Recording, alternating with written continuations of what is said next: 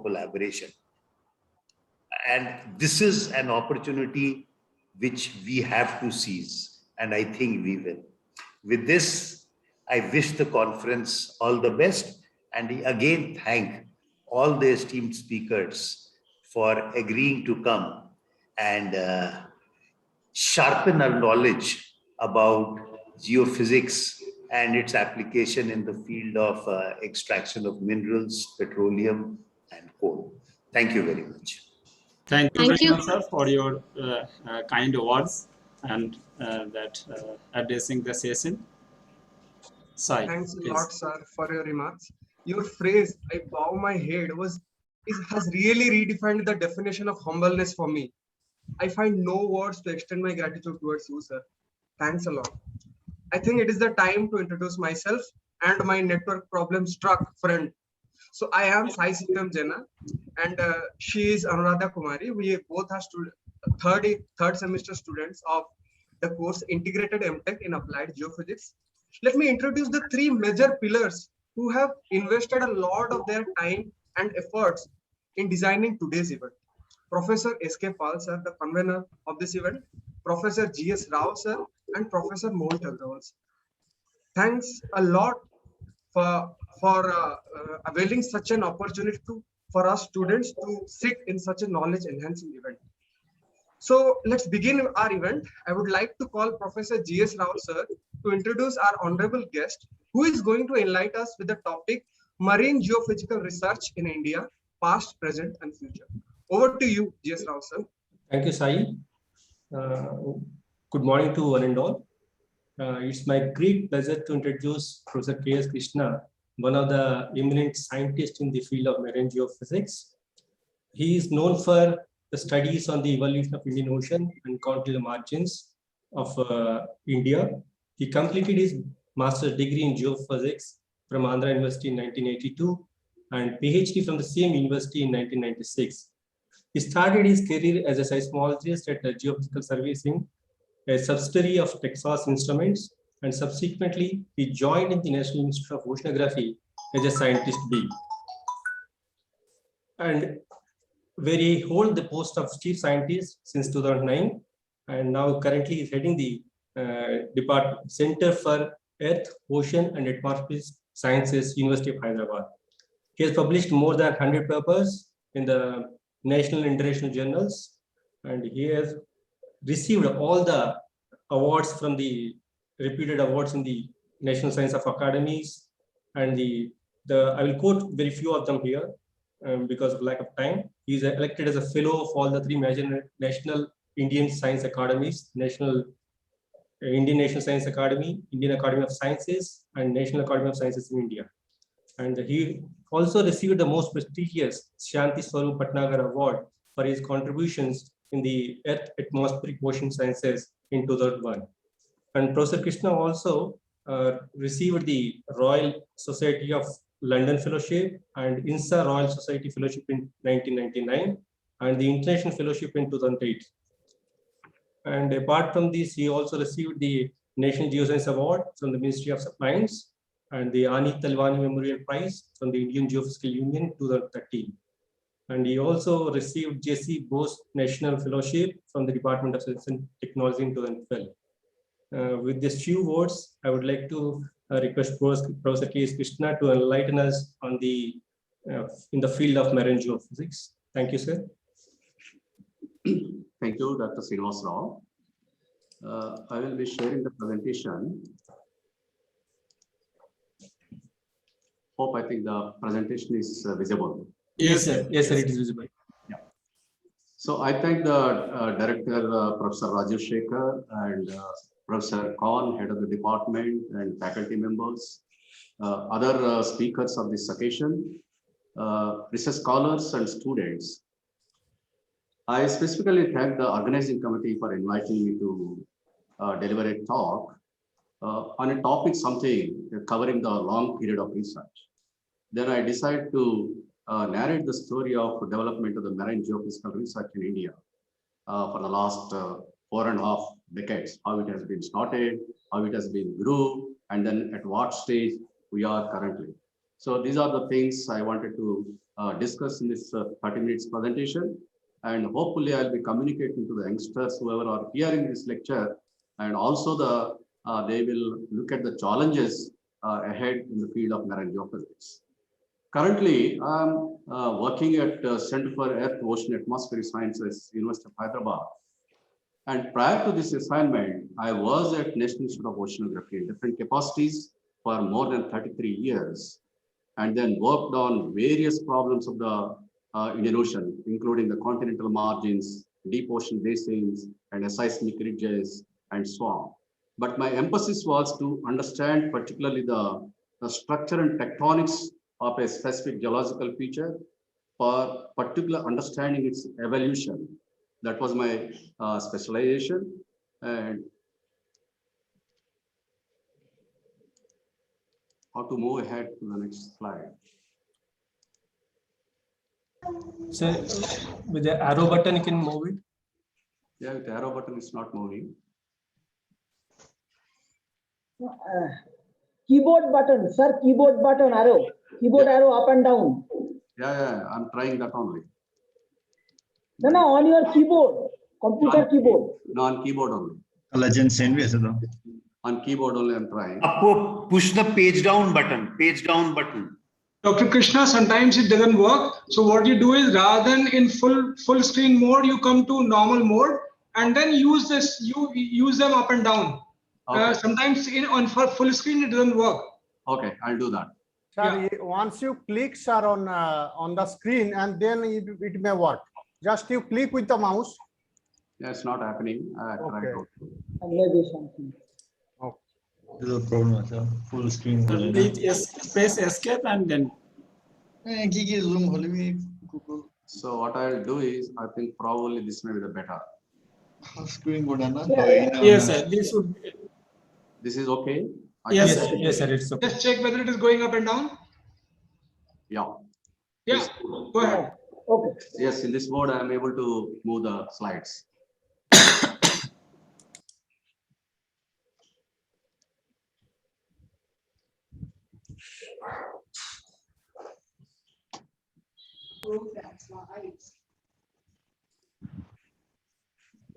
Yeah.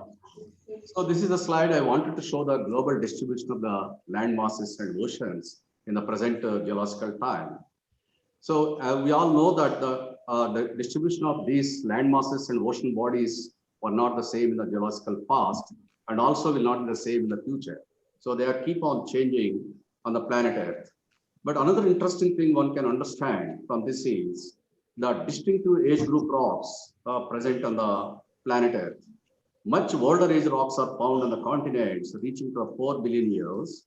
In the continents, some of the Canadian shield and the Greenland landmass and so on. But contrastingly, very younger age rocks are found in the oceans, not more than 280 million years. That's in the Mediterranean Sea. So as a whole, one can view that two distinctive age rocks are covering the planet Earth. 71% of the solid surface is covering the youngest rocks, and 29% of the solid surface is covering the billions of years age rocks. This is the very amazing situation of adjoining the two distinctive age rocks on the planet Earth. In the beginning of the 19th century, a German meteorologist called Alfred Wegener, he used to have the numerous expeditions to the North Pole. So while doing the expeditions, he made an observation that nearly perfect match of coastlines on the maps, then it has struck an important idea that why the geometry of the coastlines are perfectly matching, particularly in the South Africa and Africa. Then continuing his thought, then he has made observations on different continents, particularly collecting the data, fossil evidences, and the mobile banks continuity from the continent to the continent, and also the environmental details. Based on this, he has hypothesized a theory called continental drift theory, which was evolved in 1912. But unfortunately, this theory was not agreed by the many people, basically the physics background people. he was unable to explain the physical processes that were responsible for moving the overweight continents. So that's the reason this theory did not gain the popularity in the early 19th century. So later on, there's some pioneers have come in the field of plate tectonics. They continued the hypothesis of continental drift. Though Harry Hess came and then he started understanding the mantle convection, particularly for explaining the seafloor spreading hypothesis.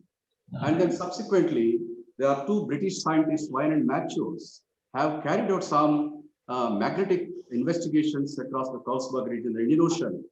And quite interestingly and surprisingly, they found the sinusoidal magnetic signatures across the Carlsberg region on either side, having striking similarities on both sides of the range.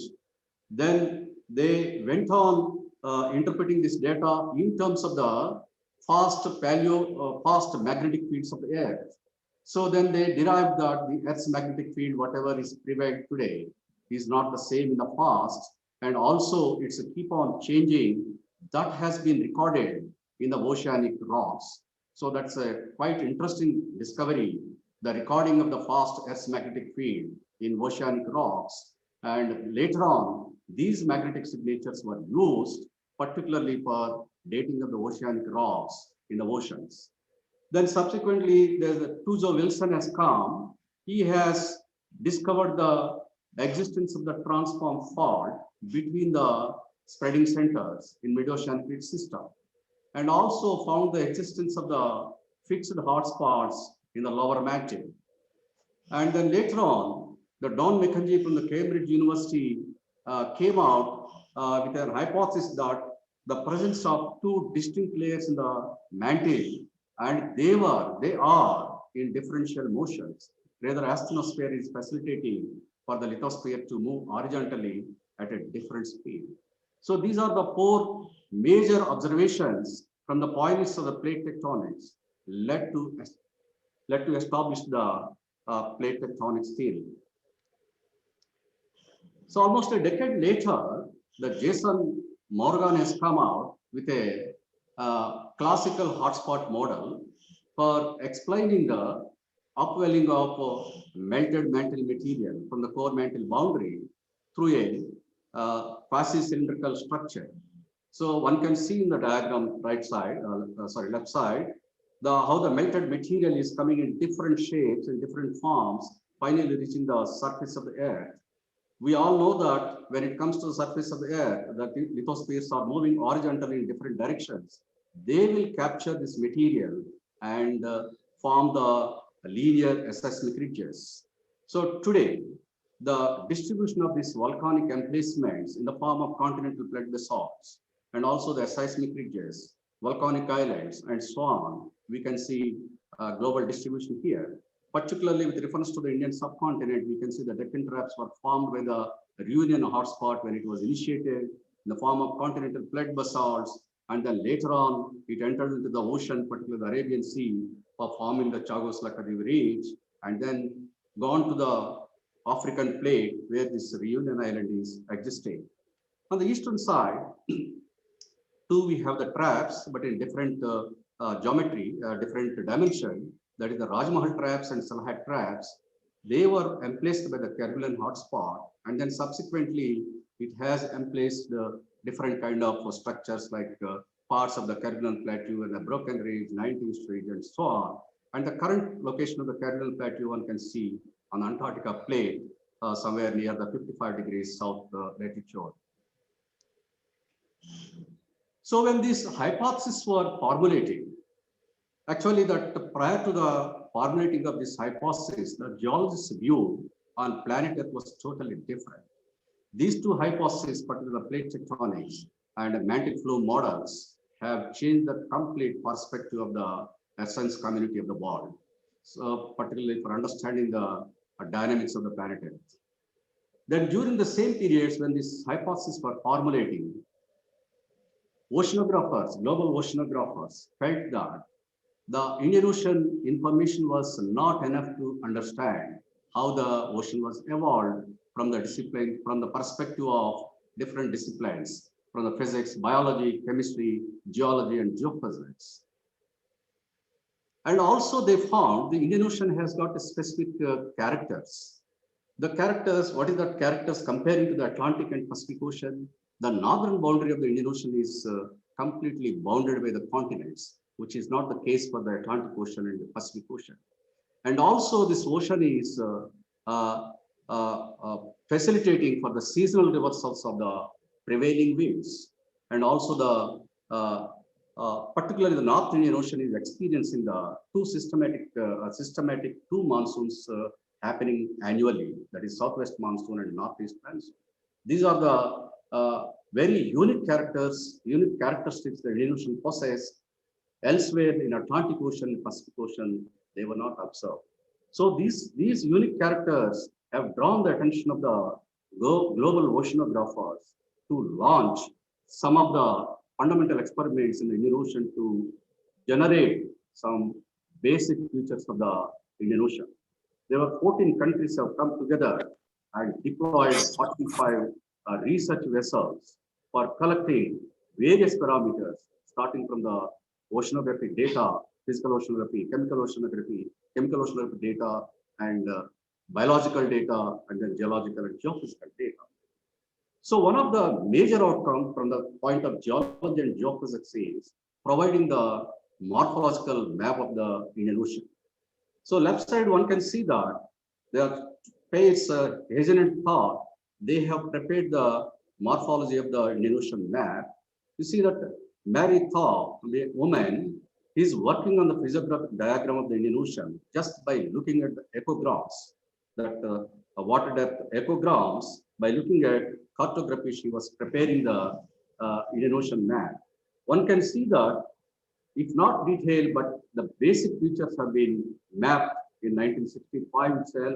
There's a Carlsberg Reef, Central Indian Reef, and branches of two ridges here, southwest and southeast Indian Reef, and the long linear seismic ridge called 19th region swarm.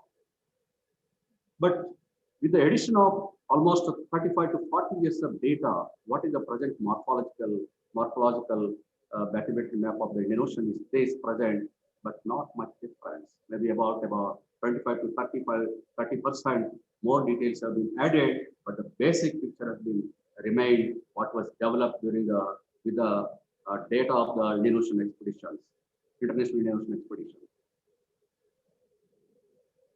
So with the conclusion of this IOE expedition, the emphasis was made to establish the oceanographic research in India. That is to sustain the land skills from these IOE expeditions and also discover more about the Indian Ocean. Then that is the way this National Institute of Oceanography came into the picture. As a CSR National Laboratory, it has been established in Goa in 1966 for carrying the research in different disciplines of the major fields. That's this biology, chemistry, physics, and geology. But in 1973, that was the year the marine geophysics was introduced in the division of geological oceanography. With merely the 3 members have started this particular research, and one of them is Dr. T.C.S. Rao and Dr. G.C. Bhattacharya and other person. They have come together. They were the first generation people, or first initiators for starting the marine geophysics in India at NIO in geological oceanography in the year 1973. And also around this time, Andhra University, being an academic institution, felt the importance of introducing the marine science education. So they have envisaged the importance of this marine science education in the country. So as part of this, they also have introduced the marine geophysics as a subject in the master's curriculum around the same period, around 1972-73 times. And they started teaching the subject, and that's the way that the specialized marine geophysics students started coming out from the Andhra University and joined various institutions in India to initiate the marine geophysical research. So some of the other developments have happened in the same in mid-70s. 1974 is the year first indigenous geophysical observation was made. That's the first magnetic observation was made in Arabian Sea on board INS Darshak. That was by the researchers from National Geophysical Research Institute. They participated, these crews, INS Darshak crews, and made the first indigenous geophysical, even the magnetic observation they made.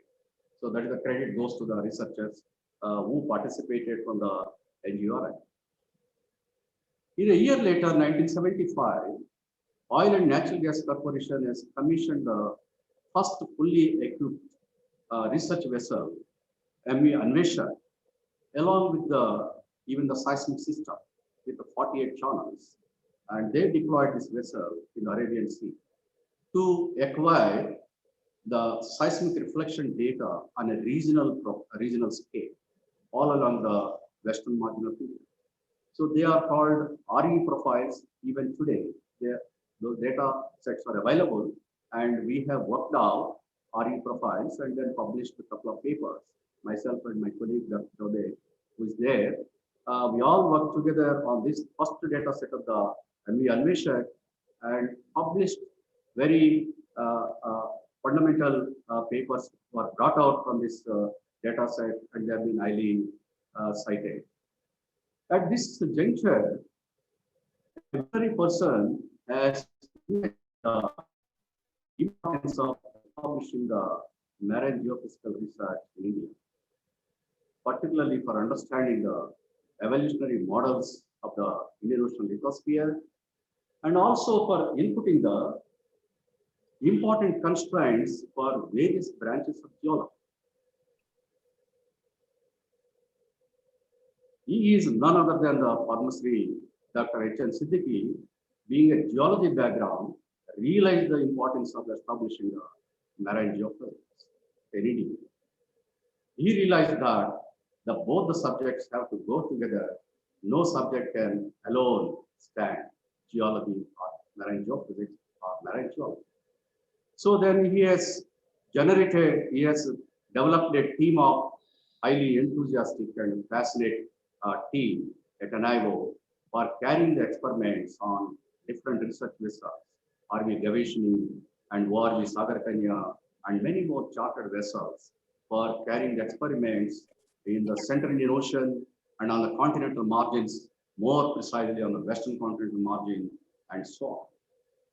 And also, he has guided this team that was established by him with the help of international teams, particularly the LORA program, the Norwegian research technical team. He has invited them to the institute, and then the people were tried under the technical people, under the professional people in various fields, not only the collecting of different parameters of the data, geophysical data, and also processing techniques and interpretation and integration of parameters. And finally, using all these parameters together, understand the dynamics of the various regions of the margins and the deep ocean basins. And subsequently, the team has been exposed to the different bilateral programs, particularly the Russia and other countries, and also on the institutional scale. We have collaborated leading institutions of the world from France, from UK, from USA, and so on. So with this background, the team at the National Stratigraphy have created a very good position to make the experiments on their own and to carry the processing of all different variety of parameters, and then finally putting together all these data sets for understanding the internationally known science questions.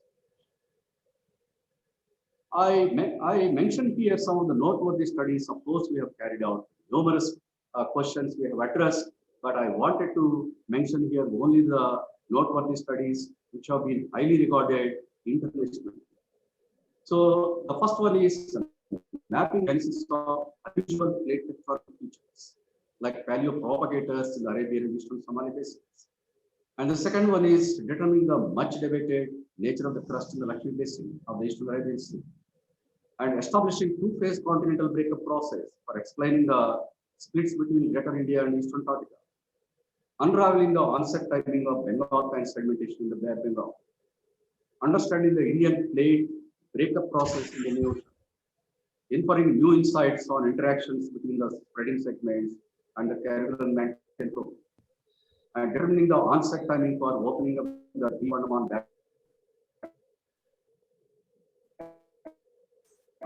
basin. It's a tectonic evolution, which I'm not mentioning, but for the benefit of the students or research scholars, I will briefly mention the main outcome of this each individual work. See the left side, one can see that the conventional configuration of the ridge segments and fracture zones. Ridge segments and fracture zones are transform forms, are orthogonally offsetting the ridge segments, perfectly orthogonally offsetting the ridge segments. But whereas we find a different scenario, different geometry in Arabian and Somali basins. We can see in the middle figure that magnetic lineations are not offsetted by the orthogonal fracture zones. They have been offsetted by the oblique fracture zones, which is something unusual on the plate tectonics point of view. So my colleagues have compiled the data sets of internationally available data sets, and then they came out, they mapped these features in both the basins, Somali and Arabian basins, and then found how they have been formed.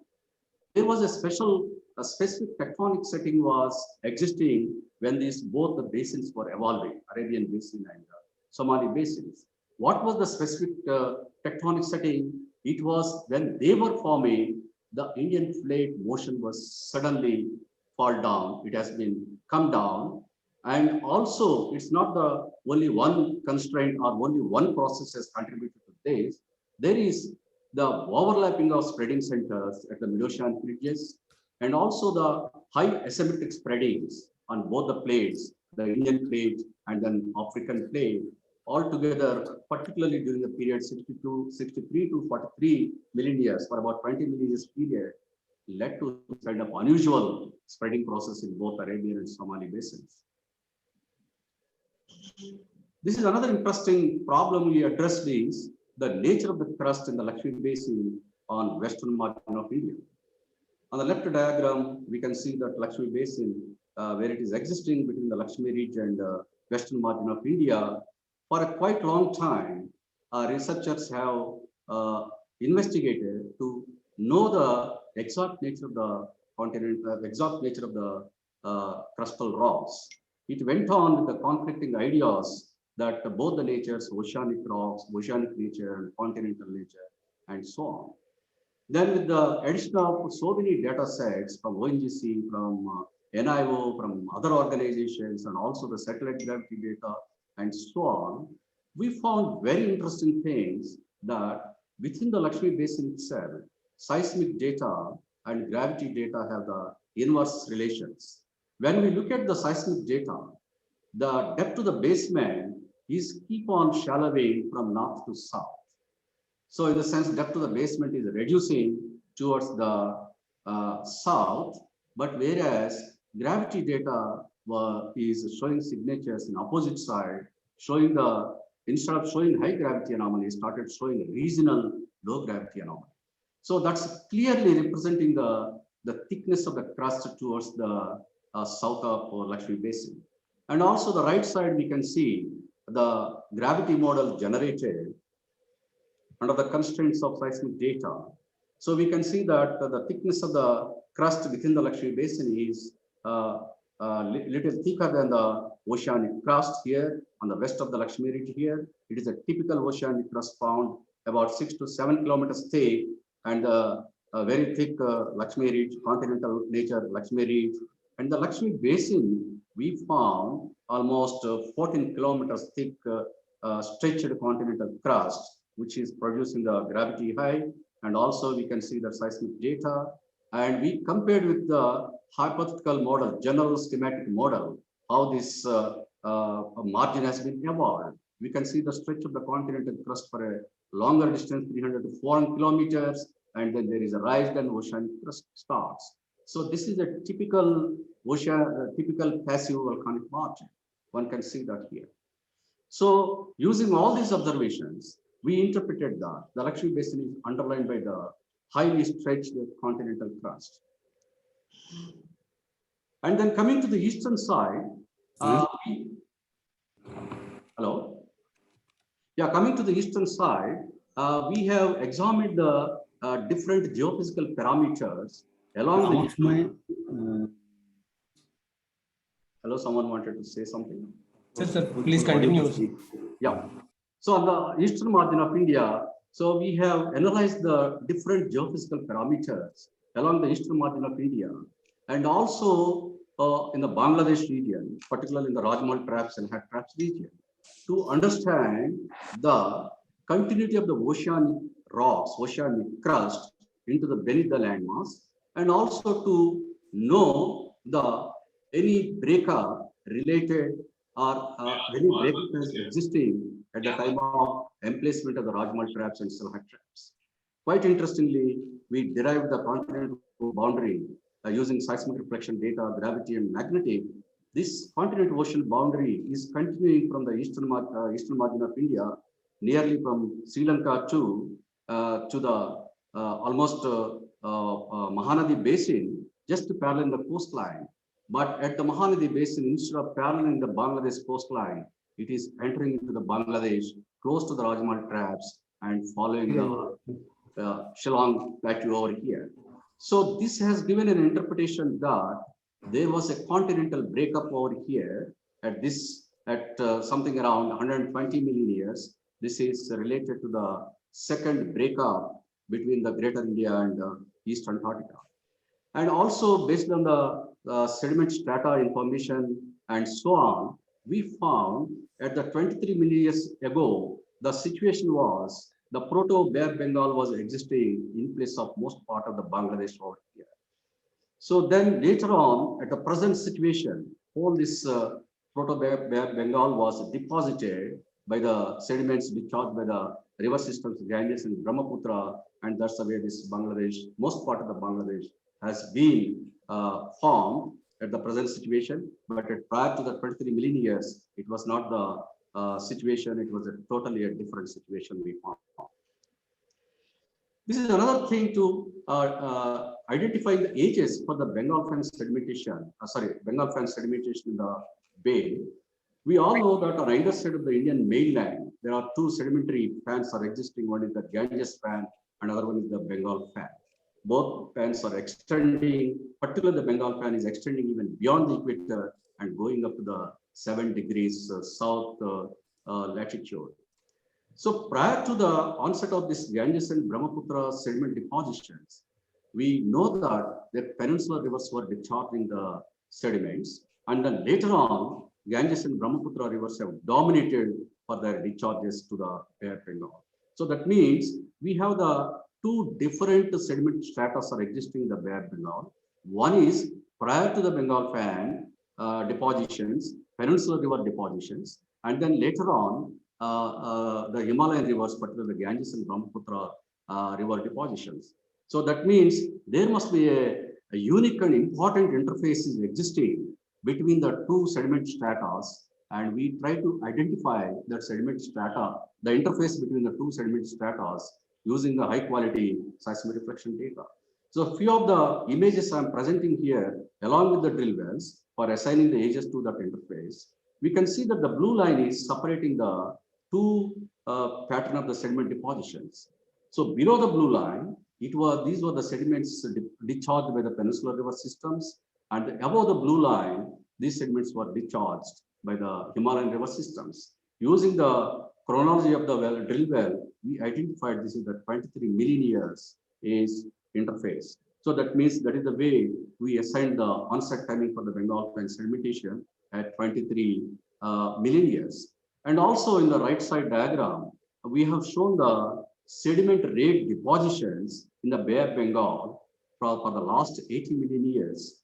How these sediment rates have been deposited in response to the tectonics of the Indian sheet. And I think for more details, one can see the paper published in the current science. And due to the lack of time, I'm just moving on to the next slide.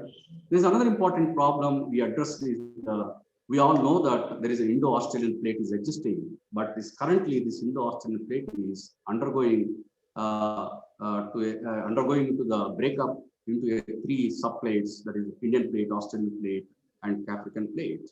And a few seismic images I'm presenting here to say that how the diffuse plate boundary is deforming.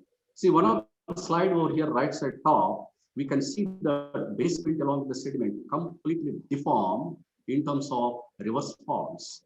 And also the left side bottom, we can see the folds and faults, high angle reverse faults and folds. So this is the way this basement and overlying sediment strata at different ages started deforming.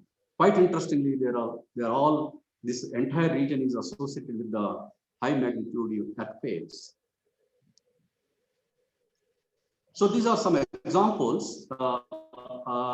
I'm presenting here high angle reverse faults. We have measured the throws along the faults at different ages on 293 faults for even determining the age of the ages for the onset of deformation or onset timing for breaking of Indo-Australian plate into the three subplates. Actually, this is just yeah. And this I'm trying to present on the 90s also the basement and overlying sediment strata is completely deformed because of this intraplate deformation.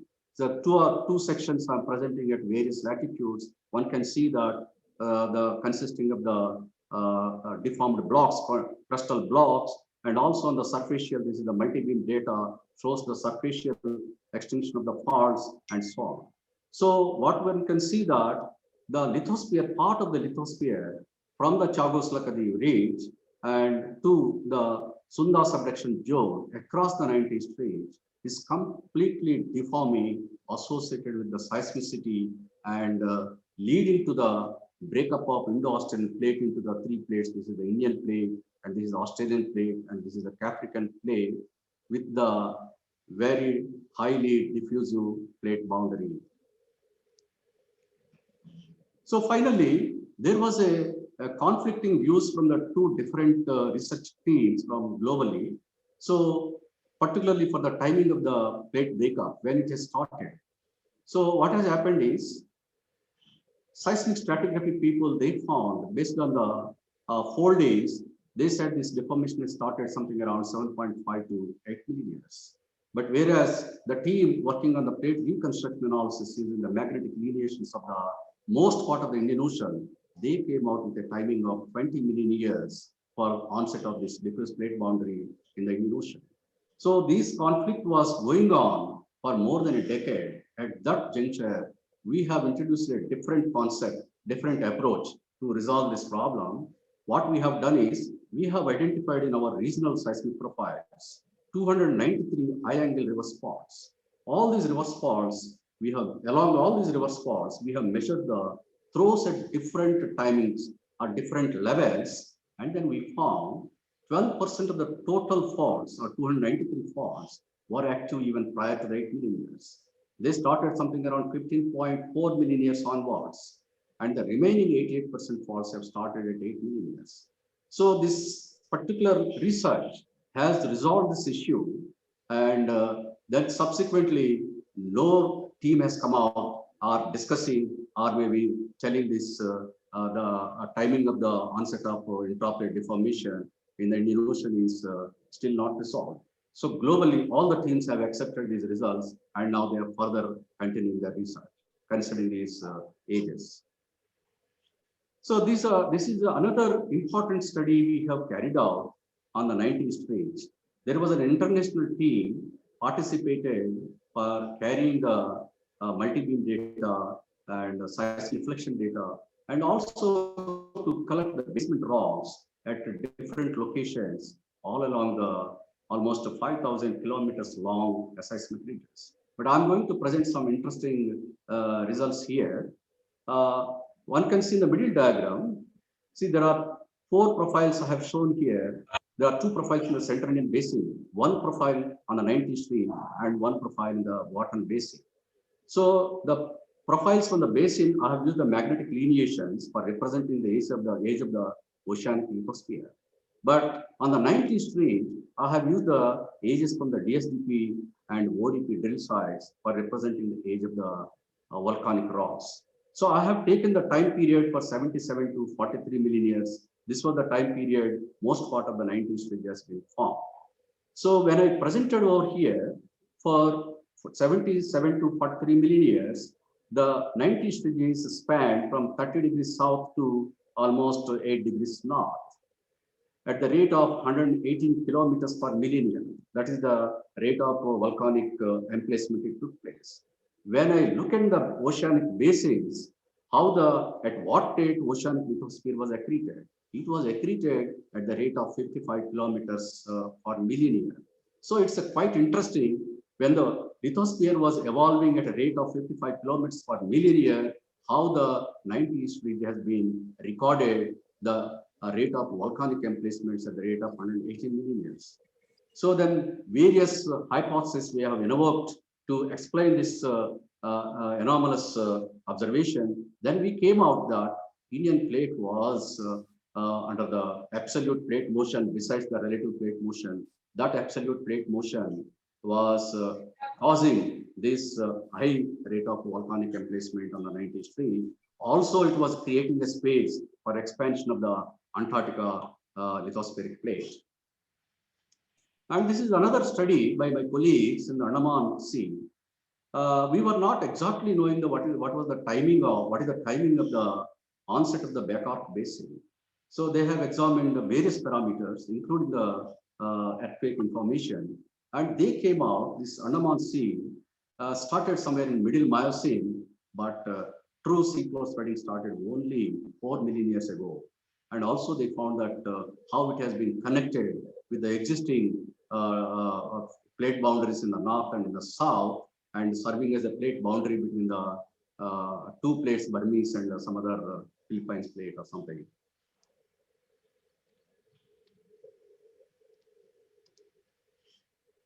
Yeah, besides this research and development activities, the institutions like NIO and NGRA have contributed to other national important programs. One is Commission on the Limits of the Continental Shelf. So then this is basically to claim the additional seabed territory and to bring into our exclusive economic zone.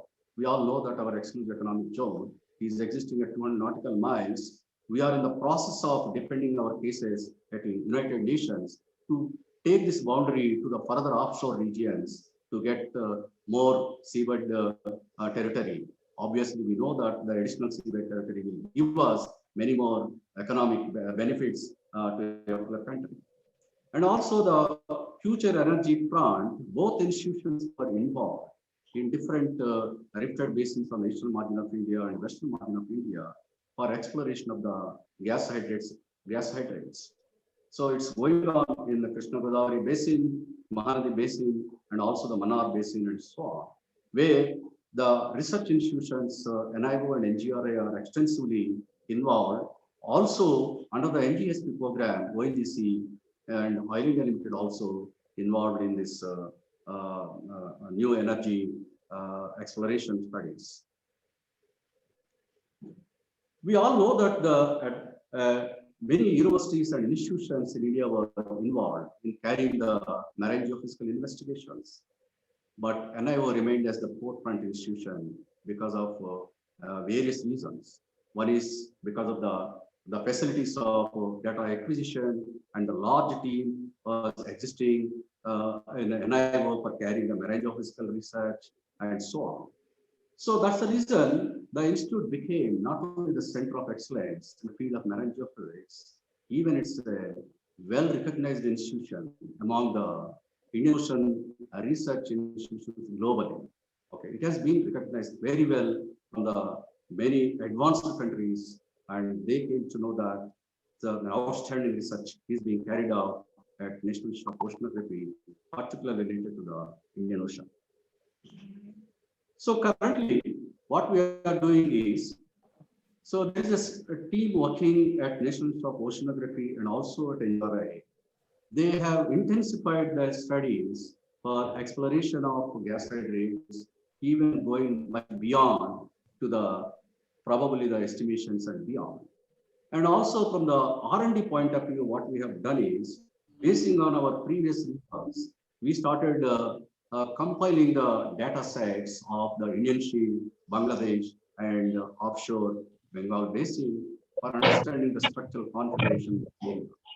So the right side diagram shows the compiled gravity data of the North Bay of Bengal, Bangladesh, and Indian Shield. These data sets have come from different sources, and then we have compiled them, and the current works are going on to doing the crustal structure models and paleocontinental shelves, and also the possibly how the lithosphere beneath the Bangladesh or beneath the Indian Shield is behaving because of the locking of the subduction at Burmese plate.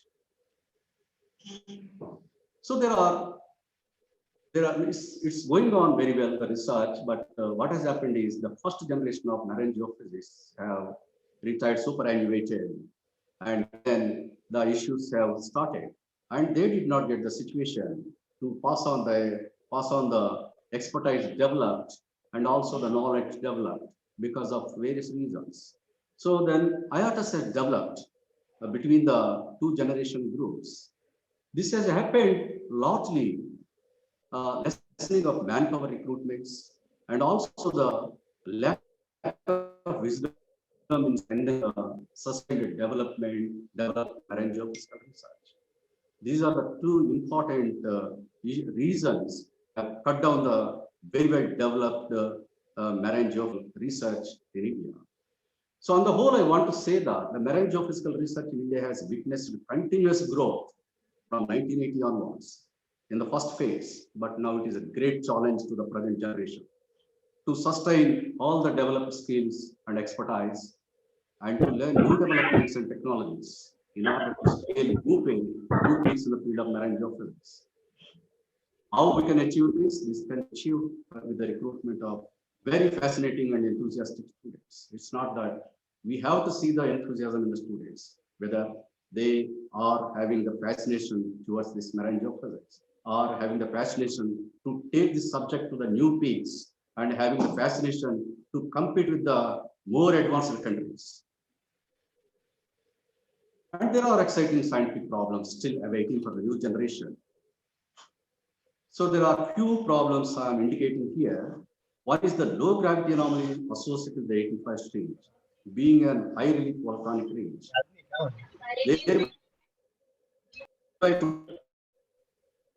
In the genesis of the stage. Finally, the ridge feature has any role in accreting two different aims and different oriented oceanic lithosphere on either side of the ridge. It's a very, very important problem. Using the new technologies, new geophysical approaches, one has to work on this.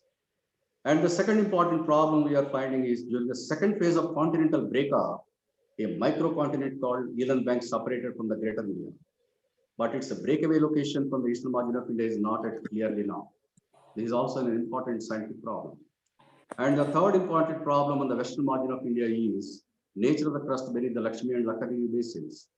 As this is important for claiming additional seabed territory for the country, and also for paleoplate reconstructions and for hydrocarbon exploration wells and so on.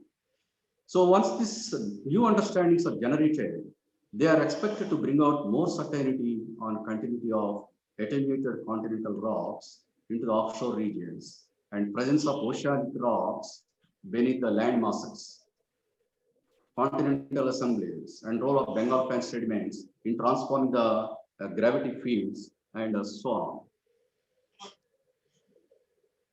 So there are a couple of issues also we need to address. One is many institutions in India at present are carrying marine geophysical research in what surrounds India, mainland and deep water regions. But unfortunately, no organized coordination seems to present between the institutions regarding the experimental plans and their main purposes. This is one of the weakness we have. There are a couple of institutions in India. They have their own plans, They are making their own experiments, but there are not much communications, not much interactions between the institutions. As a result, what is happening is we are creating the overlapping data sets or maybe the duplication of data sets. This is one of the very serious concern among the geoscience community. And probably this may possibly overcome with the creation of a national level monitoring body involving senior level members from all concerned institutions. Because the oceanographic operations involves huge money. If every institution is investing money for the generation of the same data sets, it is we are unnecessarily spending the money for creation of the same data sets. That's the reason there is an immediate need required. There should be a common body, central body to discuss with all the institutions for creation of the experimental plans and purposes and so on. And also another important problem I foresee the archival of the marine geophysical data at the national level. There are institutions, they do have the data centers, but the question is those data sets are not available to the researchers working outside those institutions. This is one of the very, very important problems. This needs to be addressed at the national level. Data are not belonging to any institution. They are belonging to the nation. They are belonging to the country. So every researcher has got a right to take these data sets and work. For example, you see that there are data centers existing in USA, Russia, and China. So there's a databases, whatever they are available in the data centers, they are disseminated to every researcher, not only in their countries, even globally. Even I can get a data set from USA, I can get data set from Australia, but not from India. So we need to reverse this situation in the country, probably by establishing a national data center and by changing the modalities of this national data center for archival of the data, for disseminating of the data to the various institutions and various individual research scholars. So these are some challenges currently the marine geophysical research in the country is facing. But once we address this subject, address these problems, the subject will bounce back again and keep continuing as one of the leaders in the International Geophysical Studies. So with this, I end my lecture. Of course, I need to underline that oceans are frontier areas supporting for survival of future mankind. Thank you very much, sir, for enlightening on marine geophysics research, past, present, and future, mainly regarding plate tectonics, hotspot models, Indian Ocean, International Indian Ocean Expedition, detailed cluster structure of parts of Indian Ocean, and avenue for future marine geophysical research. Thank you very much, sir, once again. Sir, actually there are different interesting questions from student sides, but since we are little getting delayed, so we'll continue to next talk, and we'll interact in the chat box. Yeah, what you can do is you can share my email ID. Yes, sir. Yes, sir. It is, sir. We have shared that brochure with the students and different scientific that community through our that ISM, that Facebook and Twitter, and that. So hopefully that we would have that a great interaction in the future. Yeah, sure. Professor Paul, can I take quick? Sure, sir. Sure, sir. Sure, something? Thank you, Professor Krishna, for presenting a nice synthesis of the work carried out in the Indian Ocean as far as the marine geophysics is concerned. But just I would like to highlight few points, as our director, Professor Rajiv Sekhar, rightly said, that hit rate for locating living in a non-living resource potential is the need of the hour, and with a reasonable cost. So in this context, I think the future of geophysics lies by taking our experiment from lab to the field for the benefit of the society. In this context, probably one of the things which you missed in your presentation is the hydrothermal plume. And IO has carried out a lot of research in this direction. Of course, breakthrough is awaited, but academic institution can put a lot of efforts in this direction, and hydrothermal plume becomes one of the very nice sulfide deposit resource potential. Second thing, our work in marine geophysics is very limited as far as the near shore region is concerned. That is from 0 to 50 meter of water depth because of high fishing activity, lot of traffic in that area. Neither ONGC nor other institutions are venturing there. But nowadays, countries facing lot of problem. I just cite one example. For example, sand mining. Sand mining is barred everywhere. You cannot take the sand, and for construction activity, it is highly needed. So can we think of the sand from the little deeper region, say around 40 meter, 30 meter water depth? Because you know, when the sea level was down, there was a beaches over there, a lot of sands were there. When the sea level rose, those sands are deposited and those deposits are intact. Can we take it out, those things? So I think we have to take our study from lab to the field.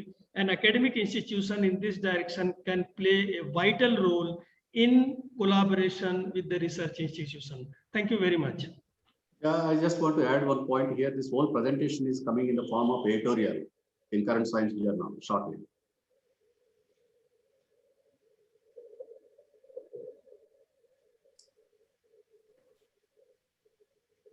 Sir, please unmute. And then... Yeah, thank you very much, sir, for enlightening us in different fields of marine geophysical research. It is now over to Mr. Sai. Financial knowledge. Now I would like to request Anuradha to take over. The expert in anything was once a beginner. Now welcoming Professor S.K. Pal sir to introduce our next guest, who is going to educate us with the topic Deployable Data Science for Minerals Industry. Over to you, Pal sir. Thank you, Anuradha. One thing, Professor Pal. Sir. Professor Krishna, can you stop the presentation, please? Yes, sir. Sir, please. Stop the presentation. It is on the top. It is on the top. Yeah, I'm trying. Just I am continuing to that brief that introduction about that renowned professor is Holden. It is my great privilege for getting opportunity to say about renowned professor is Holden from the University of Western Australia. She has leading expertise in application of data science in the earth sciences. She is inaugural director of UWA's Institute of Data. Professor Holden completed her BSc, MSc and PhD from UWA in computer science, especially in fields of computer vision and visualization. She established and now leads geodata algorithm team at UWA. The team works closely with the resource industry to develop innovative and deployable data science solutions to assist the modeling of geology and resource. Her team's research outcomes are disseminated to the global end user through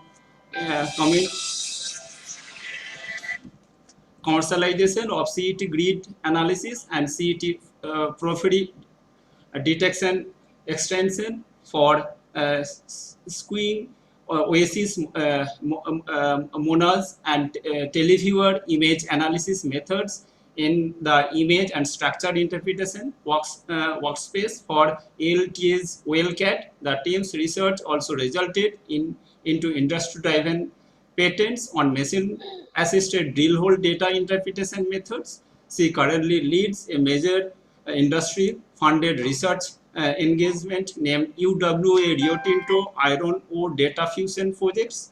From that Professor Holden's team won the UWA Vice Chancellor Award in Impact and Innovation in 2015. She was winner of Women in Technology in WA Tech 2020 awards in 2019. Thank you, ma'am, that for your gracious presence in this auspicious occasion. Now it is over to you, ma'am. Kindly enlighten us with your talk. Well, thank you very much for inviting me to this special event. It's a real privilege to be introduced to your community, which has such a rich history that I learned today, and also to honor Professor Singh, who was at the core of your history, who made such a contribution. Geophysics, to your community, actually is the discipline that introduced me to geoscience. As mentioned in the introduction, that I am from computer science discipline, and in 2006, my role was to apply computer vision techniques to geophysical imagery to detect features of interest. So we have worked on a couple of potential field data analysis techniques, which actually was disseminated to the global end users through commercialization.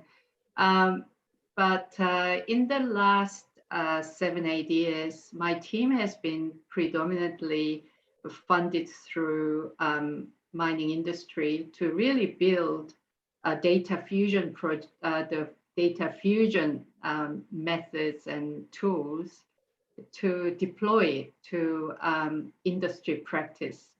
Now, I just want to give you some insights into my learnings of how the challenges of deploying data science applications to industry practice has been achieved.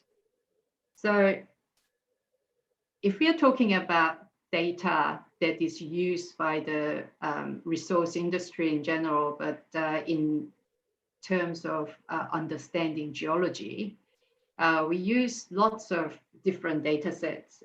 We have quantitative measurements, but also qualitative interpretations from fields and also from data samples from surface or also drill holes.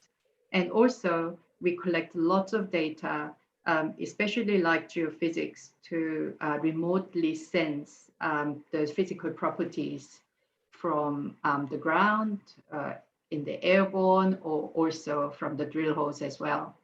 Another important source of information for geoscientists is the geological documents.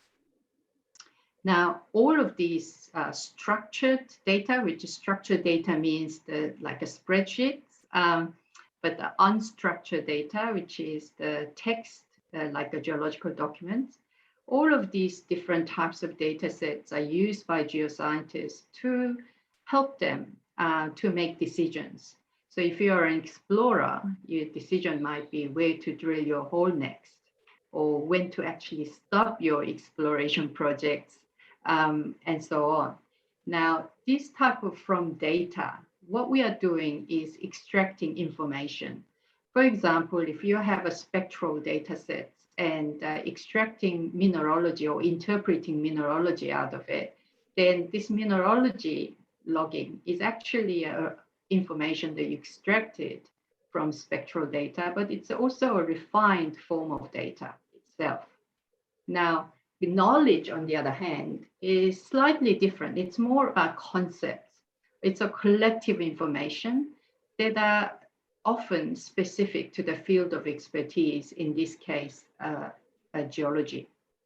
Now, however, this information and knowledge that we extract from data to be applied in human decisions, humans actually use some level of wisdom to make decisions.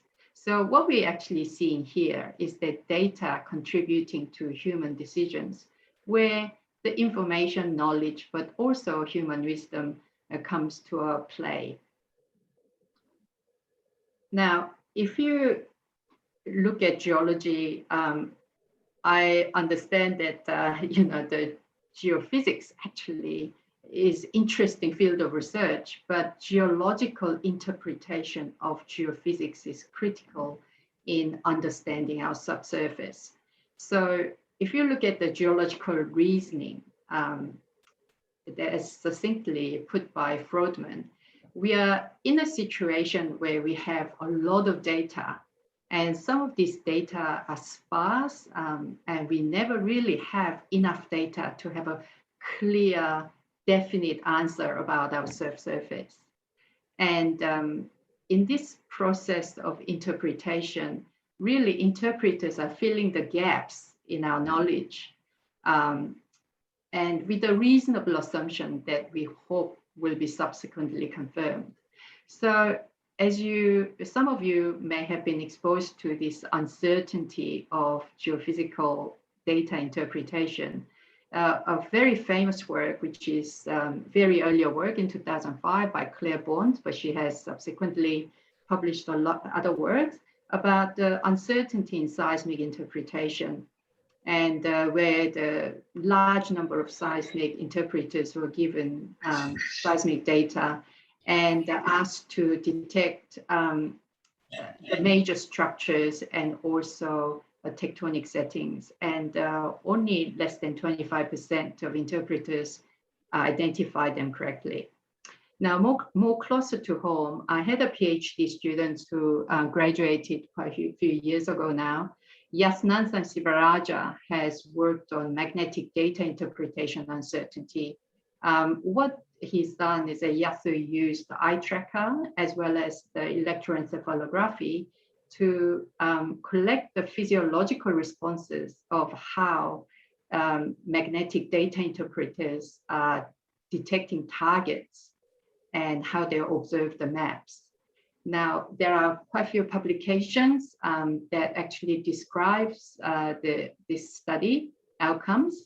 And the Yasu study has resulted in our understanding that this interpretation outcomes, in this case, a very simple task of recognizing porphyry targets on magnetic data, which has got a shape of a Mexican hat in the data itself.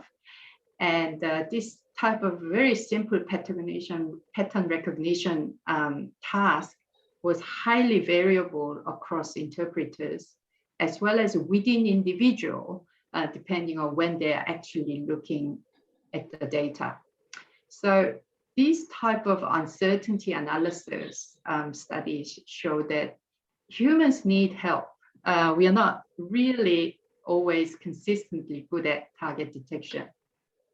So as you, the director has mentioned that this morning that this machine learning and artificial intelligence has become really a very popular approach to overcome this uncertainty in human interpretation. So I won't go into too much detail about this, but your community probably is familiar with artificial intelligence. It's basically trying to get machine to mimic our intelligence, such as how we identify or recognize speech, what we see, and what we hear, and what we read, and how we make decisions and so on. And machine learning is an algorithm that is actually can be used for artificial intelligence that gives computers the ability to learn and act without being explicitly programmed. Now, the deep learning systems, which is gaining a lot of interest by diverse communities, is the sophisticated algorithms that is based on artificial neural networks, where it has got the depth of layers and the complexity of the architecture, which example being the convolutional neural network, CNN, became really the tool that made a step change in computer vision community in as far as 20 years ago. Now, there are lots of different types of learning approaches made in machine learning.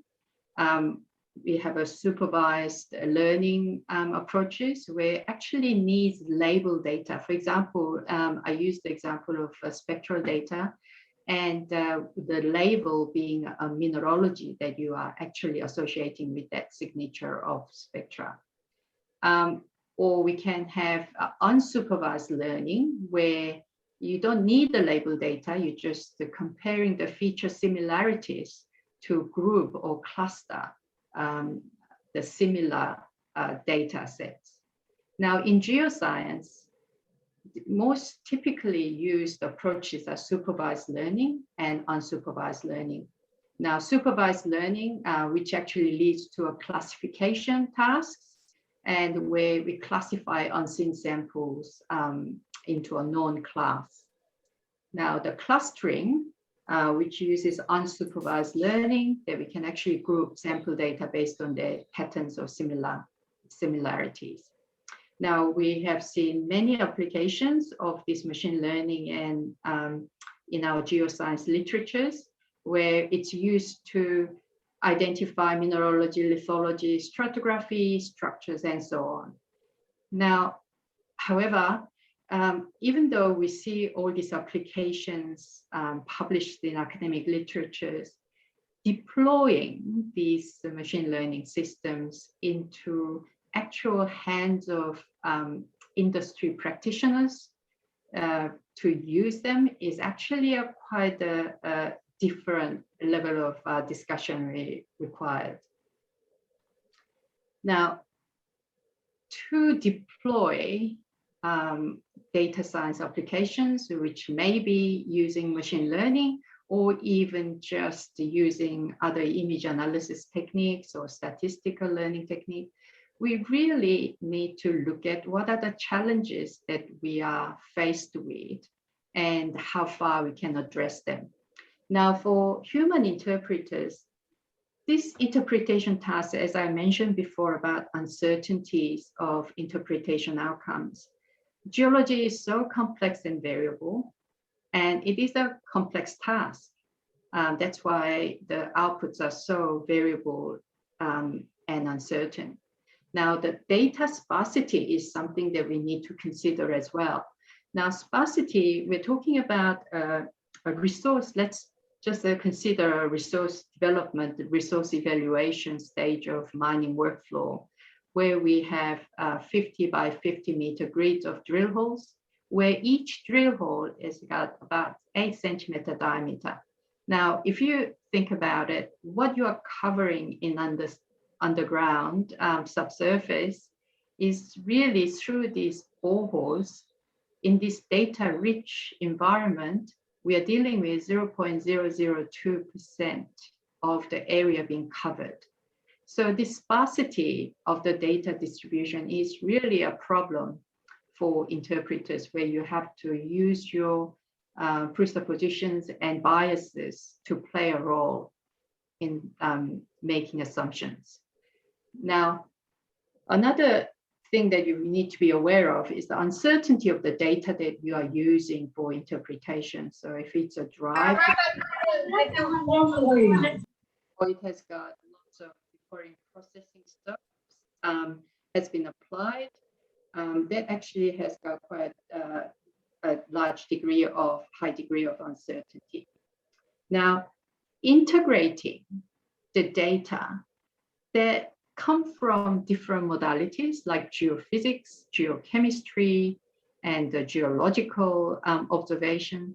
And these are actually not trivial to collate and diffuse the information that you are extracting from different modality data.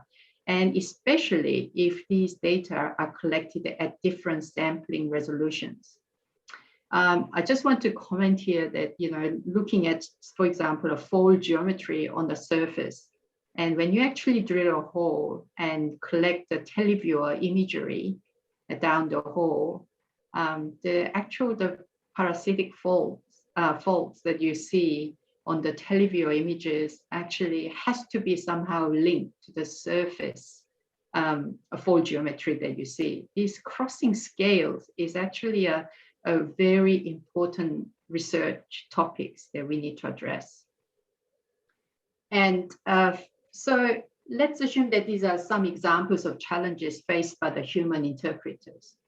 So for data science applications, we have, these kind of challenges have been propagated as well. Now, in data science, it's difficult to model and validate the outcomes when you have a limited availability of reliable label data for supervised learning. And the model that is trained for one geological setting may not be usable for another setting. This kind of adaptability to a new environment is actually really a difficult task when you're deploying our machine learning models. And another one is the data integration. As I mentioned before, different types of data with different degrees of uncertainties, different modalities and resolution. This has to be very carefully considered when you build an application to integrate them. Now, so today, the rest of my talk is going to be focused on deployability, how to actually build a system to build trust on outputs for end users' decision-making, in this case, building geological understanding or resource in the subsurface. Now, my team's approach to this deployable data science is that we focus on a couple of things. One is being transparent in communicating workflows, as well as addressing or communicating uncertainties of your outputs. Another one is that actionable decision support, that is everything to do with the building confidence by end user, is really at the core of achieving geologically feasible solution, which is not that easy to achieve from data science applications. I'll give you an example to illustrate my points. The examples that we're going to use in this talk are two systems. One is the machine-assisted drill hole data interpretation for stratigraphy interpretation used in our sponsoring company. And another one is to automatically validate the human logging using geochemistry, which actually is enhancing the capability of the machine-assisted drill hole data interpretation tool. These systems are developed by a researcher in my team called Daniel Wedge, and the patent applications has been lodged by and published by already. So we were able to publish papers on those work as shown in there. So you can read these papers. So let's just look at this MADI, which is the stratigraphy interpretation tool. We developed this system for resource evaluation of our sponsoring company, Rio Tinto Iron Ore. Now, the goal was to identify strand units, which is a stratigraphic units and subunits within the drill holes in Pilbara, specifically to support iron ore operation. Now, these stratigraphic and units and subunits, these strand units are important to be identified because for the operation, you can understand where you are in the stratigraphy for the hemisphere group, which is actually important thing for block modeling for the company. So we're dealing with 3 different data sets. One is the multi-element assays. Another one is a geological logging, which is logged in 2-meter intervals from RC chips and at the rig. And also we have a 10-centimeter interval downhole geophysics, such as gamma, magnetic density. So as you can see in this figure, this stratigraphic sequence, that's what we are trying to identify through our machine learning system. So first thing is that, okay, can we identify these trend units along the depth of each downhole using machine learning? Yes, you can. We use the convolutional neural network classifiers that we built for individually for different modality data sets. This is actually important that we separated, build this, sorry, I'm just trying to find a pointer here. Use the classifiers for 3 different modality data because they're all in different resolution. And also by doing so, we can actually see what data is contributing to the classification of strands at which point of the depth. So we use the gamma signatures because the gamma is have a distinct signature in gamma signature for different shale bands in different formations in Pilbara. So we use the detection of shale using this gamma, down on gamma, as well as we use the assays to identify the strands, as well as the human logging. Now, this logging, I just want to mention that this is a composition of material types and the percentages, basically their abundances in the sample. So these codes they use by the company is actually a mineralogy, but also even the same mineralogy can be classified in different codes depending on their handling properties, yeah, such as their hardness and also texture as well. Now, once we have a deep learning classifier who is actually classifying these strands, this is the next question. How do we give this to the hands of interpreters to make a decision on finding what are the strands that are detected at each interval along the depth of the drill hole? So from classifier outputs to going into this final interpretation, it's not really an easy path to take, because what we really want to do is making sure these outputs are geologically feasible and that to maximize their confidence. And how do we actually seamlessly integrate human and machine intelligence supported by other existing data that human interpreters actually use? So the workflow that we came up with is that CNN classifier outputs, as well as some of the existing data, logged stratigraphy or the historical model, has been all integrated in our visual analytics platform, where interactively the interpreter can give importance to each of these data. So once you can interactively find the contributions of different outputs here, then you can come up with a final classifier output that can be used to trace the most likely strands at each point along the depth.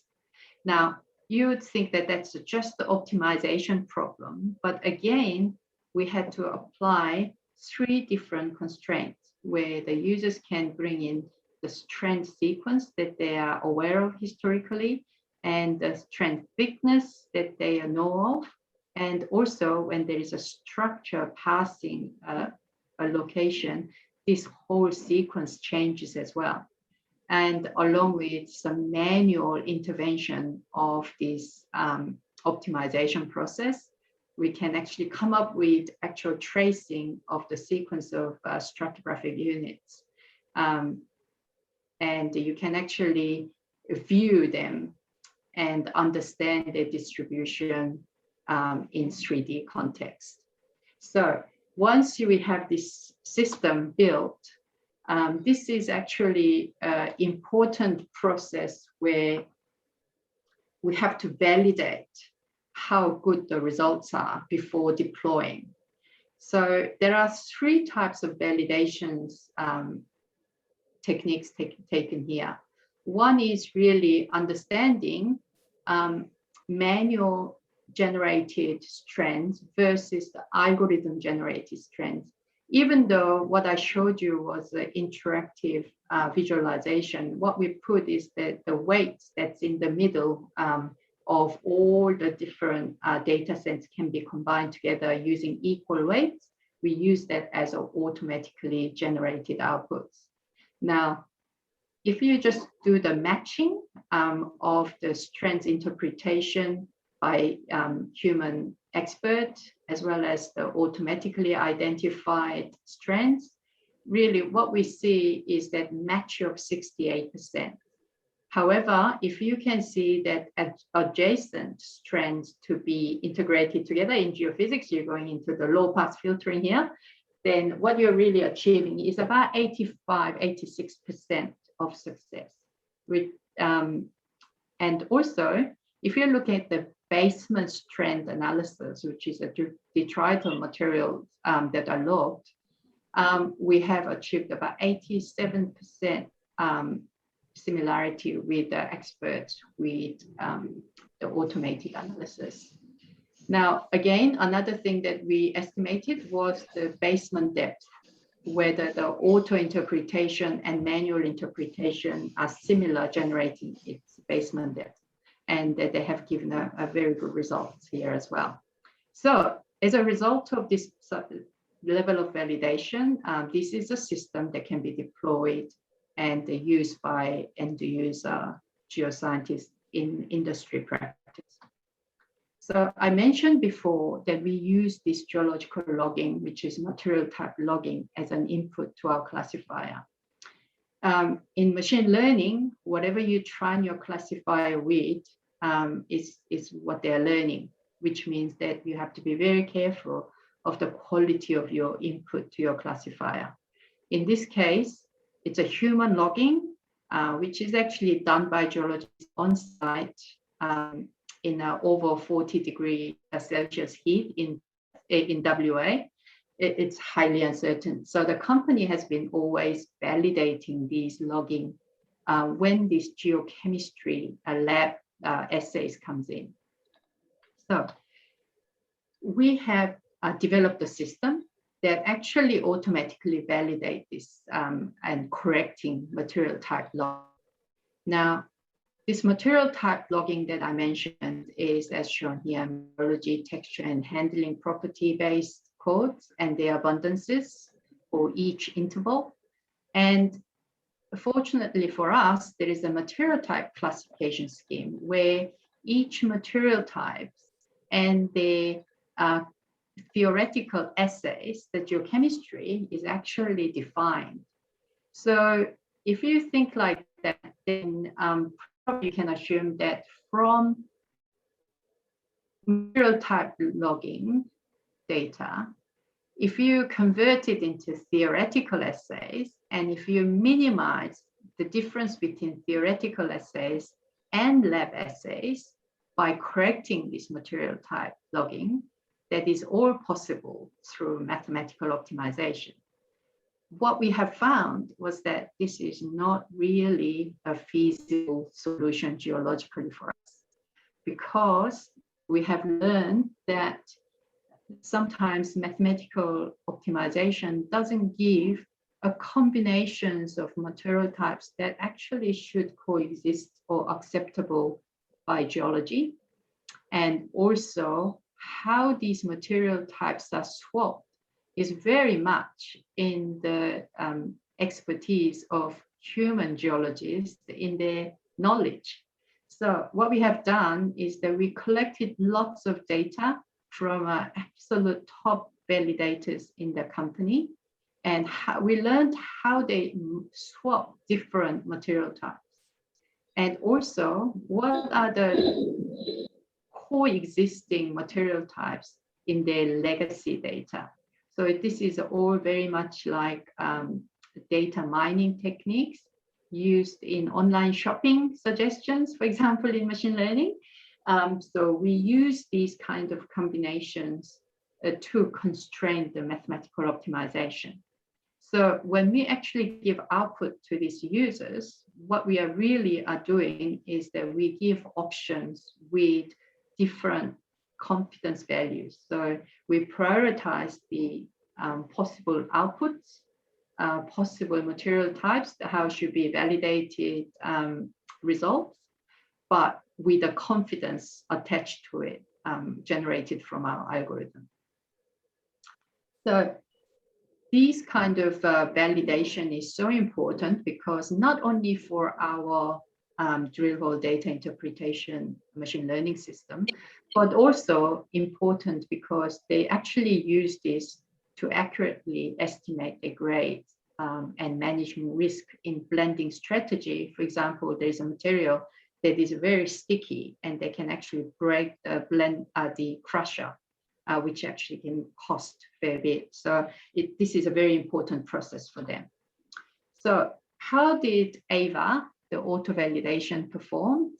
It's actually 74% of the time, the validator accept the suggestion without any change.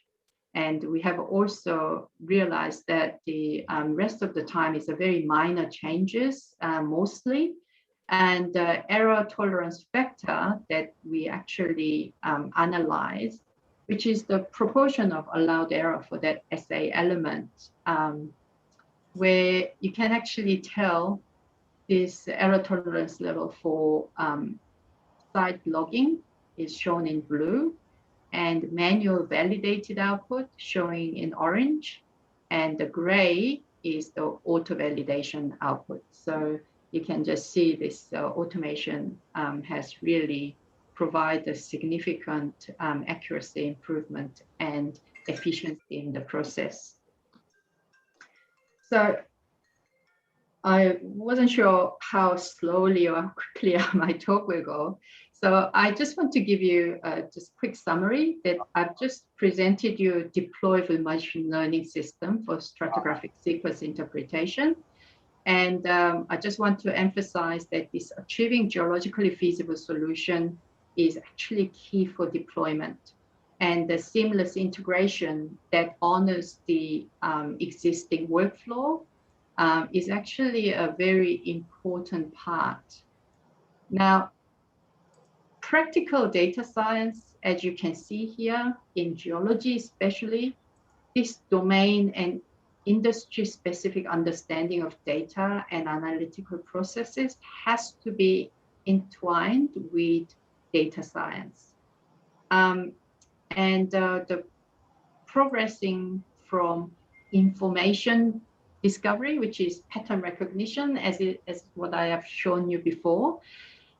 But really, we have an opportunity going into more knowledge discovery, bring insights from your data using artificial intelligence.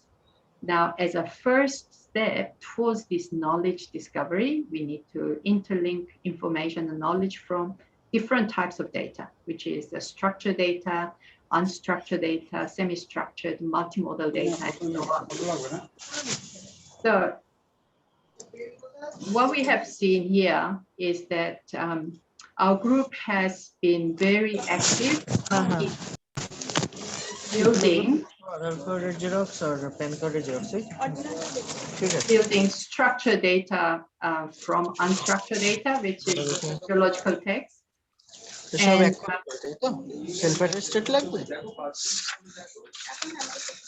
for the disturbance, ma'am. I would request Rao sir, please mute everyone. Okay. Really sorry for the disturbance, ma'am. Yeah, ma'am. Now you can go on. Ma'am, you have muted yourself. Once, please unmute. Yeah. Okay. Yes, ma'am. Please continue. Sorry, how much time have I got? Ma'am, please continue. No issue. Please continue. So, okay, so we need to actually interlink information and knowledge from different types of data. And my group has been actively working on how to actually convert or extract knowledge from unstructured data, which is the geological reports. And I'll give you a little snippet of that if I have time at the end of this summary. And also we increasingly seeking these data-driven decisions where really, in this case, a mining industry that uses these decisions to invest in quite significant social, financial, and environmental implications. Now, so we need to think about what is the area that machine can augment human decisions, where the responsibility really lies on human, yeah? But it may be that some tasks can be fully automated. And I certainly see that in my work with industry, we are working on some things that are now not augmented, but fully automating the process. If that's the case, then the reliability of this system is actually become very important, and the testing and the building confidence in output becomes paramountly important. Now, that's where the ethical and socially responsible use of data and automation become important for industry and also broadly society in general. Now, that's why I teach a unit in Master of Data Science at UWA, where we really are focusing on how to making sure the transparency of machine learning and data science applications has to be communicated to end user to support their decisions. And also we do study at our university on ethical AI, as well as how to actually human can team with automation in our future. Now, before I end, if I have a chance just to mention that this is a really exciting area of research. One of our PhD students just completed a thesis, and she was able to generate what's known as a knowledge graph that automatically identifies the entities with the timescales, rocks, stratigraphic units, and mineralogy, and their semantic relationships, and converting that text you saw in A into a database that's a graphical database. So I think this is a kind of area that we're gonna see more and more being developed, because this type of knowledge graph is going to be able to use to answer questions for us about all depositional environment and so on. So I think this is an exciting area of future AI geoscientists, basically, who can actually help us to bring new insights. Well, thank you. I think I will stop here. Thanks a lot, ma'am. The infusion of machine learning with geophysics has been one of the most exciting infusions ever made. With due honor, ma'am, I would say that you have got a very nice smile. It is one of the best I have ever seen. And then one more thing, ma'am, we are having our vote of thanksgiving ceremony at 6:30 p.m. Indian Standard Time. So in your Perth, it will be around 9 p.m. If you can come at that time, so we can just felicitate you in a better way, because we are great for us. Oh, sorry, my student from Sri Lanka who finished the PhD having a celebration tonight, so I have to go to that one. Sorry. Okay. Thank you, ma'am, very much for enlightening on ML and artificial intelligence, that CNN, supervised learning, data integration, uncertainty analysis, machine-assisted drill hole data interpretation, convolution neural network classifier, future avenue opportunities of deployable data science for mineral industry. It is really interesting talk. It's opened a new horizon of research, mineral exploration for the mining geophysics. Thank you, ma'am, for gracing these that auspicious events for our founder, the Professor Jagdeo Singh Memorial Lecture Series. Again, I'd like to thank you for invitation. This has been such a privilege, and it is nice our great pleasure, ma'am. Thank you, madam. Thank you. Hope to meet you again in the coming future. I love coming physically, to we like to have your physical visit to our institute. I am so looking forward to it. Yes. Okay.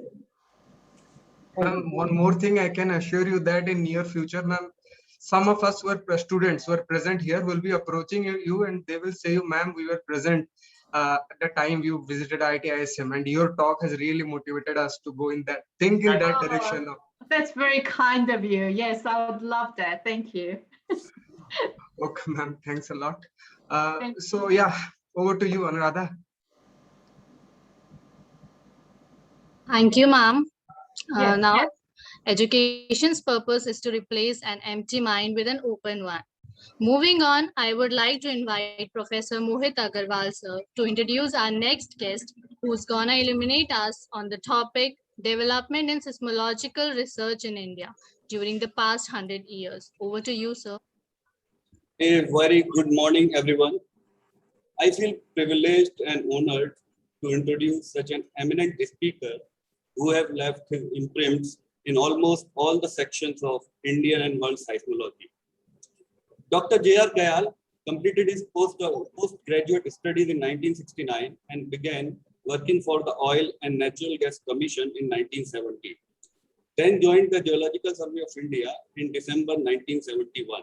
He completed his PhD from Victoria University of Wellington, New Zealand, 1983. He rose to the rank of Deputy Director General, Head Geophysics in GSI, and superannuated in November 2006. During his GSI tenure, he was an adjunct professor at IIT Kharagpur between years 1994 and 1996, and Tezpur University, Assam, in between years 2005 to 2008. He led several international research projects sponsored by the Department of Science and Technology, Government of India. He has about 50 years of research experience in exploration geophysics and earthquake seismology. He is the author of more than 140 peer-reviewed research papers in national and international journals.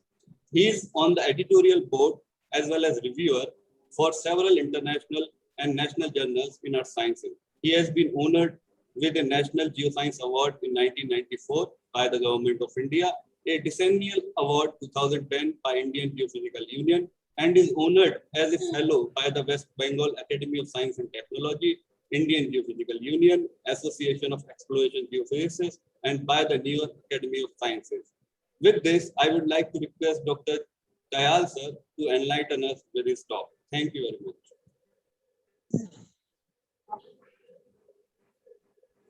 Thank you so much for your kind introduction. It's actually a great honor to me to be in this platform to share some of my little experiences with you. At the outset, I thank the convener and the organizing committee and all of you for inviting me to this forum. So let us straight away go to the lecture material. Now, here, why I said 100 years, the reason is it can be found out from here that after the 1897 great earthquake in Ceylon, our first observatory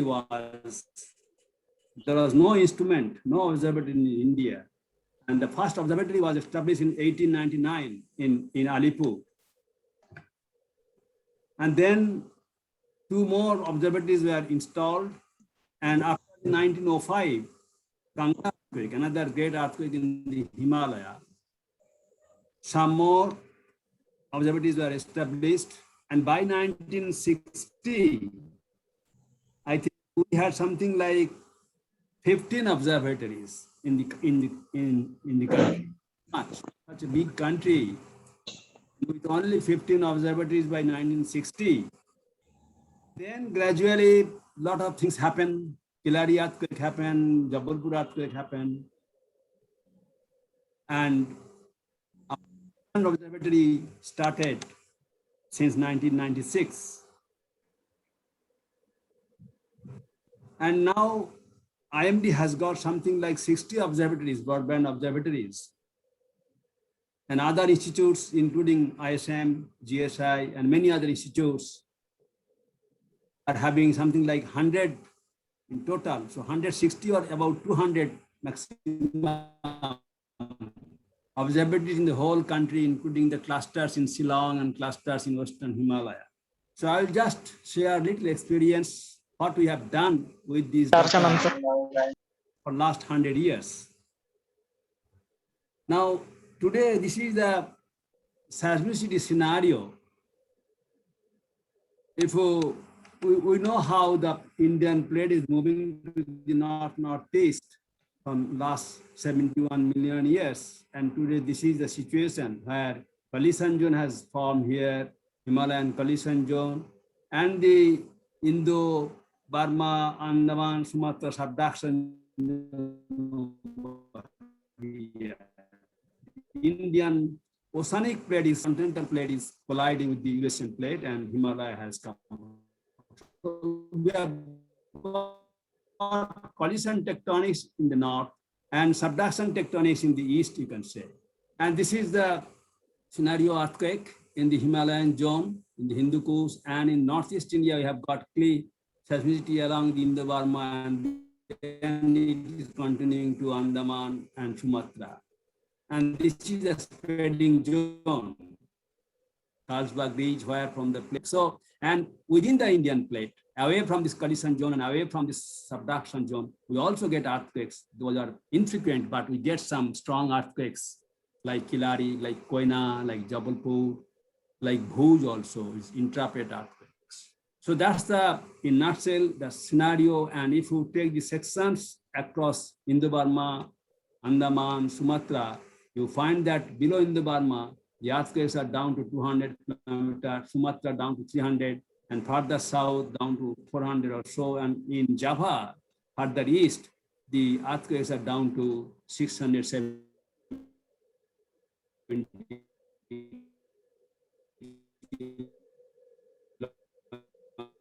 So that's the venue of John. So see the history of seismological observatories in the whole world. There are no instruments till 1887, till 1880s, there are no instrument. And before that, a Chinese seismologist developed a seismoscope, which he is holding here. And that only get the timing of the earthquake, but not the record, not the seismic waves recorded, just the timing when it hit the, the ground is, ground vibrates, then some dragon, throw the ball from that globe, and that way they knew which direction the earthquake occurred and what was the time of the earthquake. That's all. So in the 1880s, some British seismologists, they thought of developing seismograph, and the first seismograph in 1887. And our Indian seismology, first seismology was established in 1899 in Alipur. So that's the past history, how the seismograph developed and started the earthquake recording since then. And then by 1960s, based on Gutenberg-Richter, frequency magnitude relation,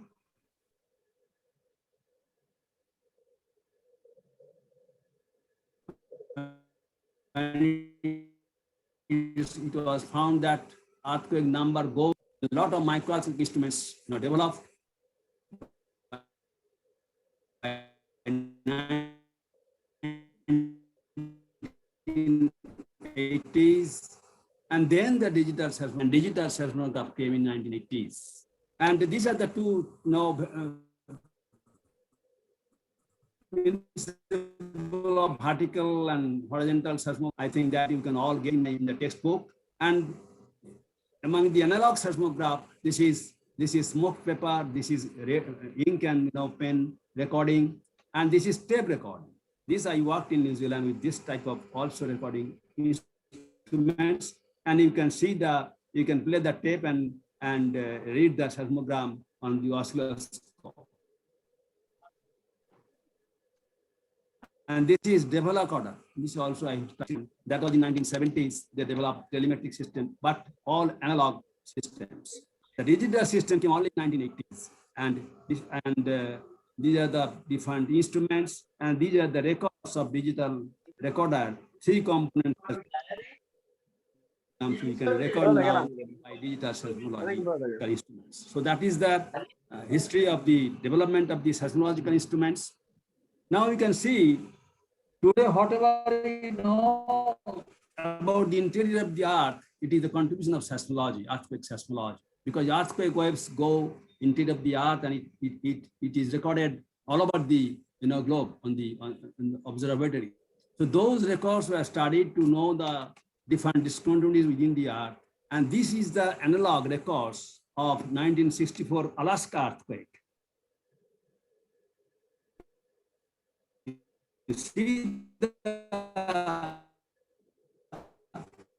You see the condition of the analog records and seismic failures. It is so difficult. So with these difficult records, our earlier seismologists, they have worked. Now today, this is the record of the 2004 Sumatra earthquake. Now this is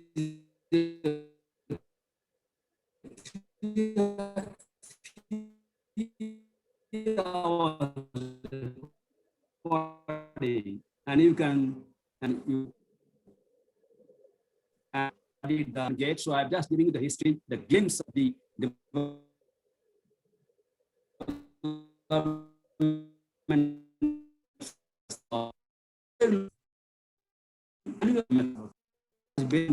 if this is the earthquake focus, so just above it is called epicenter, this is hypocenter, and this distance you can just algebraically calculate what is the time taken by the variable time and variable time, and their difference into 8 times. That is based on this average value of Vp by Vs.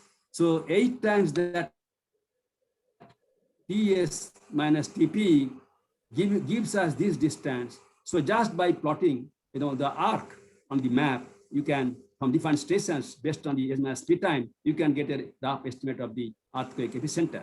And also, if you know the epicenter, then you know this distance and you can find out the depth. So this is how the earthquake used to be located, even till I think 1960s in IMD, or maybe after that also. So that was a manual method they used to locate. But then since the inception of the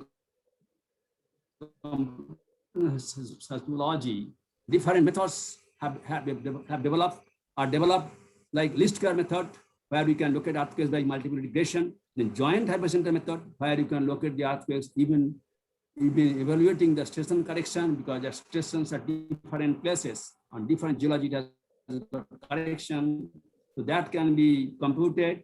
Then double difference method.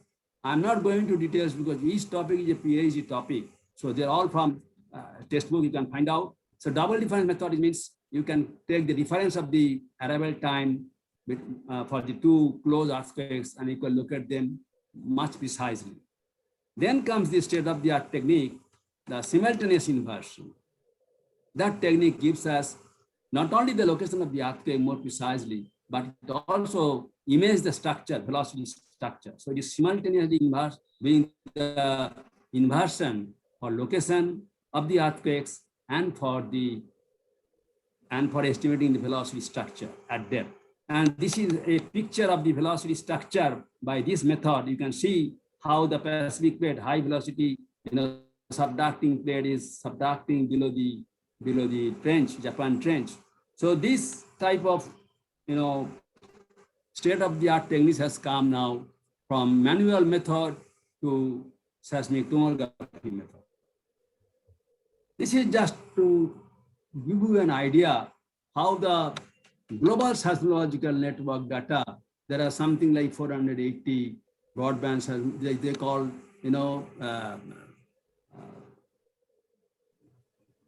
global standard network, GSN, global standard network. So yes, so this data you can take and you can do the whole Earth, interior you can image at different depth level, from say 15 kilometers to down to something like 2000 or more kilometer depth. So this is how the Earth's interior is now imaged. And not only that, even by using the Apollo seismic network data in the moon, there are some 4 or 5 stations structure within the moon and earthquake structure, and something like 12,000 moonquakes were recorded in 8 years or so. So that is also have been possible to image the interior structure of the moon. So this is how the seismology has advanced with the digital invention of the recording system. Now, just to give you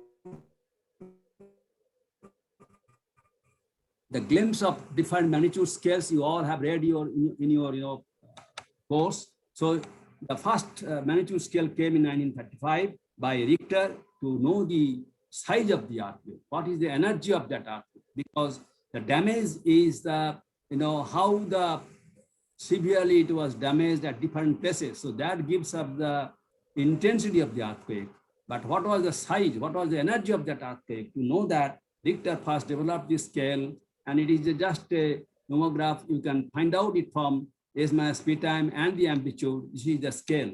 So these are all known to you. And now after the digital instruments come, we have gone for different types of magnitude, particularly the moment magnitude is very stable and must theoretically based and stable magnitude. So we are now doing all moment magnitude estimate of the earthquake, because the Richter magnitude beyond something like 6.7 or so, 6.5, it gets saturated. But Richter magnitude scale works very well up to magnitude 6.5. They are all compatible with any other magnitude scale. So this is the magnitude scale, and we have got different types of intensity scales, as you all know. Rochefort scale, then modified Mercalli scale came in 1956, then MSK scale have come. So the development of different magnitude scales and intensity scales has come up.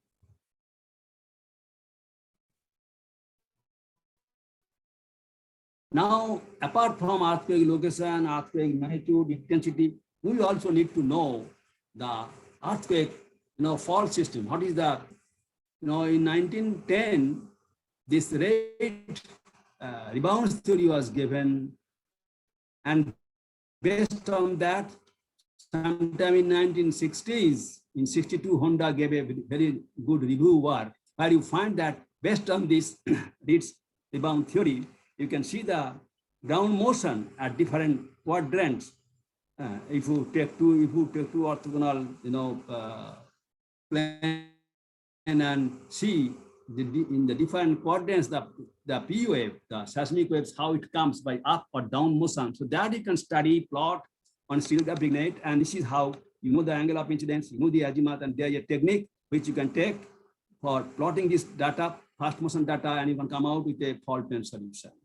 So again, they are in the textbook, and now with the digital system, we can now also do the moment tensor solution for the earthquake mechanism. This is the example from the ISM broadband data, where you can see that this inversion has been done, waveform has been masked to get out, to come out with a strike slip solution. So this is how gradually, because seismology is not very old science, it's very young science, and this is how the seismology has developed over the last 100 years.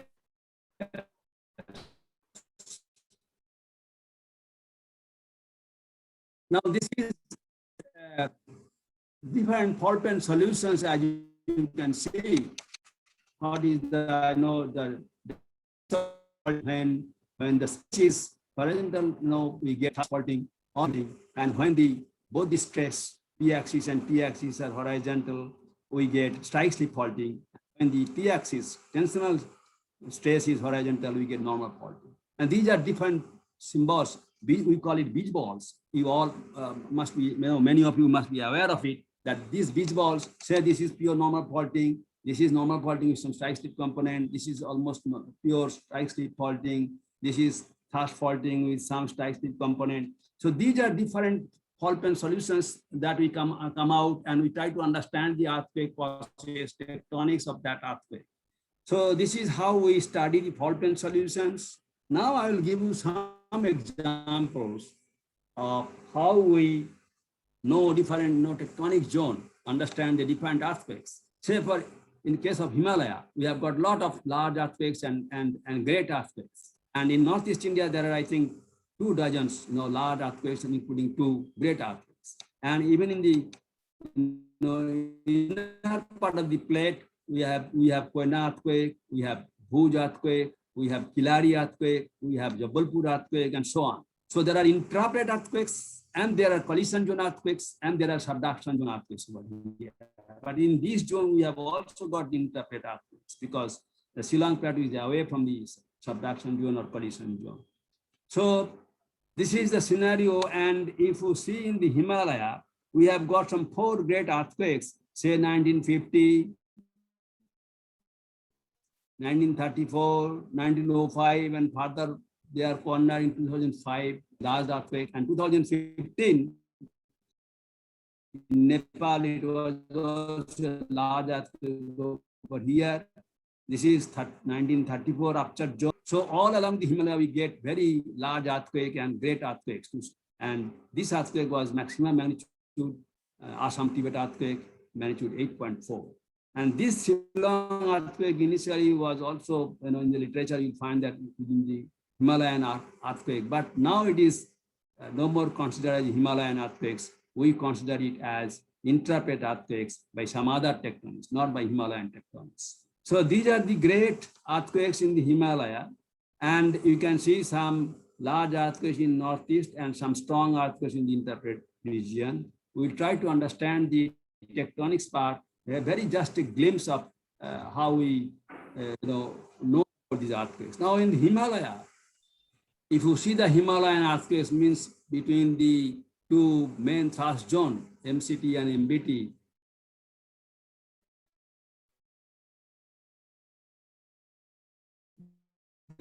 all those earthquakes are mostly thrust faulting earthquakes. Shown with the beach balls, how they look like. And in the Tibetan plateau, the earthquakes are mostly of normal fault. And based on the global data,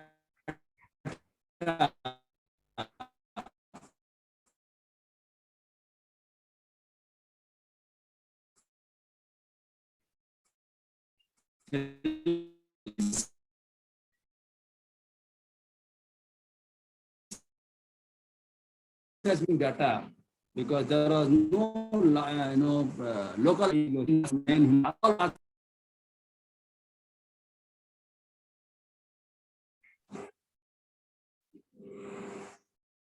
there is some problem. The slide has gone. No issue, sir. Can you see? No, sir. Can you discuss? Can you see now? No. Sir, just. Should I start? Should I do it again? Okay. Yes, sir. Yes. Again, start, sir. Okay.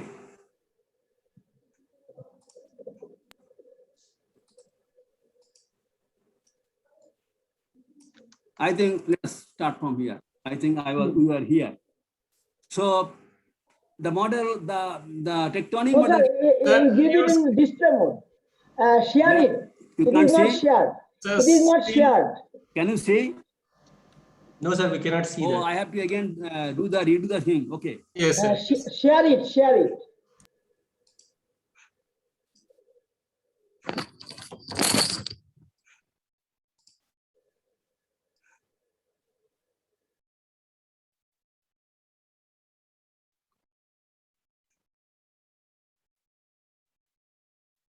Can you see now? Yes, sir. Yes, we can see it now. Okay. So this is the model given, say, in 1980s based on global data, teleseismic data. And now when we made some aftershock investigation for the Chamoli earthquake in Garhwal, Himalaya, we found that this model fits fairly well with the aftershock data. Means all the earthquakes, aftershocks were shallow above the plane of detachment and thrust faulting earthquakes. But with the digital telemetry network data in Nepal, Monsalve has published a paper showing that the earthquakes are not only confined on above the plane of detachment, which is this one here, but also there are deeper source zone. Also, the south of the MBT, there is a deeper source zone. And if you remember, 1988 earthquake was well estimated, depth of the earthquake by that time. A lot of seismometers have come. So that was also at a depth of something like 50-60 kilometers. So there is controversy about the origin of the 1934 earthquake, whether it is deeper source zone or on the plane of detachment. So there are arguments on that. But the message is that the Himalayan earthquakes are not only above the plane of detachment, but there are deeper source zone to the north and also to the south. Now, this is a technique, state-of-the-art technique, receiver function method, by which you can image different discontinuities below the, below the crust. So I am taking a, a review work by Kumar, P. Kumar, Prakash Kumar of GRI. He has shown 3 sections across the Himalaya. One is AB, say across Eastern Himalaya. One is BB across Central or say Nepal Himalaya, and one is in the Western Himalaya, CC dot. So across AB, across this section, they have, investigated the Moho reflector and the lithosphere asthenosphere boundary. So this is how the ray paths are coming, getting converted at the discontinuity. By reading those converted phases, you can investigate the different discontinuities at the interior of the earth. So that is how it looks like at the section AB, and along the section BB dot, you can see the plane of detachment has come very nicely, and the Moho also has been detected very nicely. So this is again another technique by which we can, we can image the discontinuities below the crust, or even below the Moho at the, and this, along this section, you can see they have shown the lab. Lab means lithosphere asthenosphere boundary, that they have imaged the lab below Tibetan plate and Indian plate, and that is their depth. So of the order of something like, here it is about 130 kilometers or so, and it is something like 80, and it is going down much more to the north. So this is how the receiver function technique is also used to, by getting the converted phases studied, they can find out the different discontinuities. And also in the Asia region, that Camber Rift zone, they have found that the lithosphere is much thinner, about 60 kilometers thick. So this receiver function, the tomography and the receiver function, they work very well. These are the latest technique, state-of-the-art technique that gives us total picture of the Earth's interior. And receiver function can go much down for the Earth's discontinuities to find out the Earth's discontinuities, and the tomography can give us the total velocity structure, the 3D velocity structure at different depth levels. Now I will give you some glimpse of the Northeast India earthquakes. This is very interesting here. We have got collision zone over here in the Eastern Himalaya collision zone, say. We have got a, say, atypical subduction. Atypical in a sense, there is no trench, there is no ocean here, but still the Indian plate is, the deeper earthquakes are still, we are recording. So it's a atypical subduction zone over here in Hindu-Burma range, and that of course connected with the typical subduction zone of the Andaman and Sumatra subduction. So this area has got collision zone tectonics, subduction zone tectonics, lot of earthquakes, and we have also got intraplate tectonics. Shillong Plateau is much away. Normally from the plate boundary, if you are away by 100 kilometers, you can say it's intraplate earthquake. So Shillong earthquake is that way, very much an intraplate earthquake. This occurred here. And the Kopili fault earthquake, which is separating the Shillong Plateau and the Mikir Hills. This is also a great, great fault over here, which is also, generating earthquakes by strike slip faulting. 2 large earthquakes occur, and recent Manipur earthquake can be interpreted in terms of this Kopili fault also, earthquake also. So the intraplate region in Northeast India and Bengal Basin, of course, there are earthquakes here, Bengal Basin, Tripura Fold Belt. So these are the intraplate earthquakes in Northeast India, and these are the, collision zone and subduction zone earthquakes in Northeast India. So there are a list of earthquakes, and you might be knowing there are so many earthquakes in this region, and there are different tectonics for these earthquakes that we all understand from the latest, seismological network in this And this 1897 earthquake was first instrumentally recorded. And now this earthquake has been interpreted as a pop-up tectonic earthquake. The Shillong Plateau is popping up. So this is a pop-up tectonic earthquake here. The Kopili Fault is strike-slip tectonics for earthquakes here. And earthquakes are subduction earthquakes. So these are the different tectonic zone, tectonic domain in the Northeast India. Now, if you come to interpret region, you find that we have got Narmada zone over here, and this is dividing the northern seal and southern seal. And within the rift zone, we have got deeper earthquakes because the rift basin. So Jabalpur earthquake was of the order of 35 kilometers, and that was the first earthquake recorded by Indian Digital Observatory. That was 1997 earthquake, and Indian digital instruments started from 1996. So that was the first earthquake digitally recorded. And then we have come to this 2001 earthquake over here, and that is also well studied. So we have got rift basin earthquakes in Western Himalaya, this Kutch rift basin earthquakes, which had got 1819 earthquake, and then 2001 large earthquake over here. And much interior in the plate, the Kilari earthquake, the Koyna earthquake, and the eastern. Of course, Koyna earthquake is a different story. I will not go into details. That's we call it a reservoir trigger earthquake. But the Kilari earthquake is a typical SCR earthquakes at a very shallow depth, something like 6-7 kilometers. So these are shallow interpret earthquakes like Ongor and Bhadrachalam and Midnapur, say in this craton, Singhum craton, this Midnapur earthquake, they're all occurring by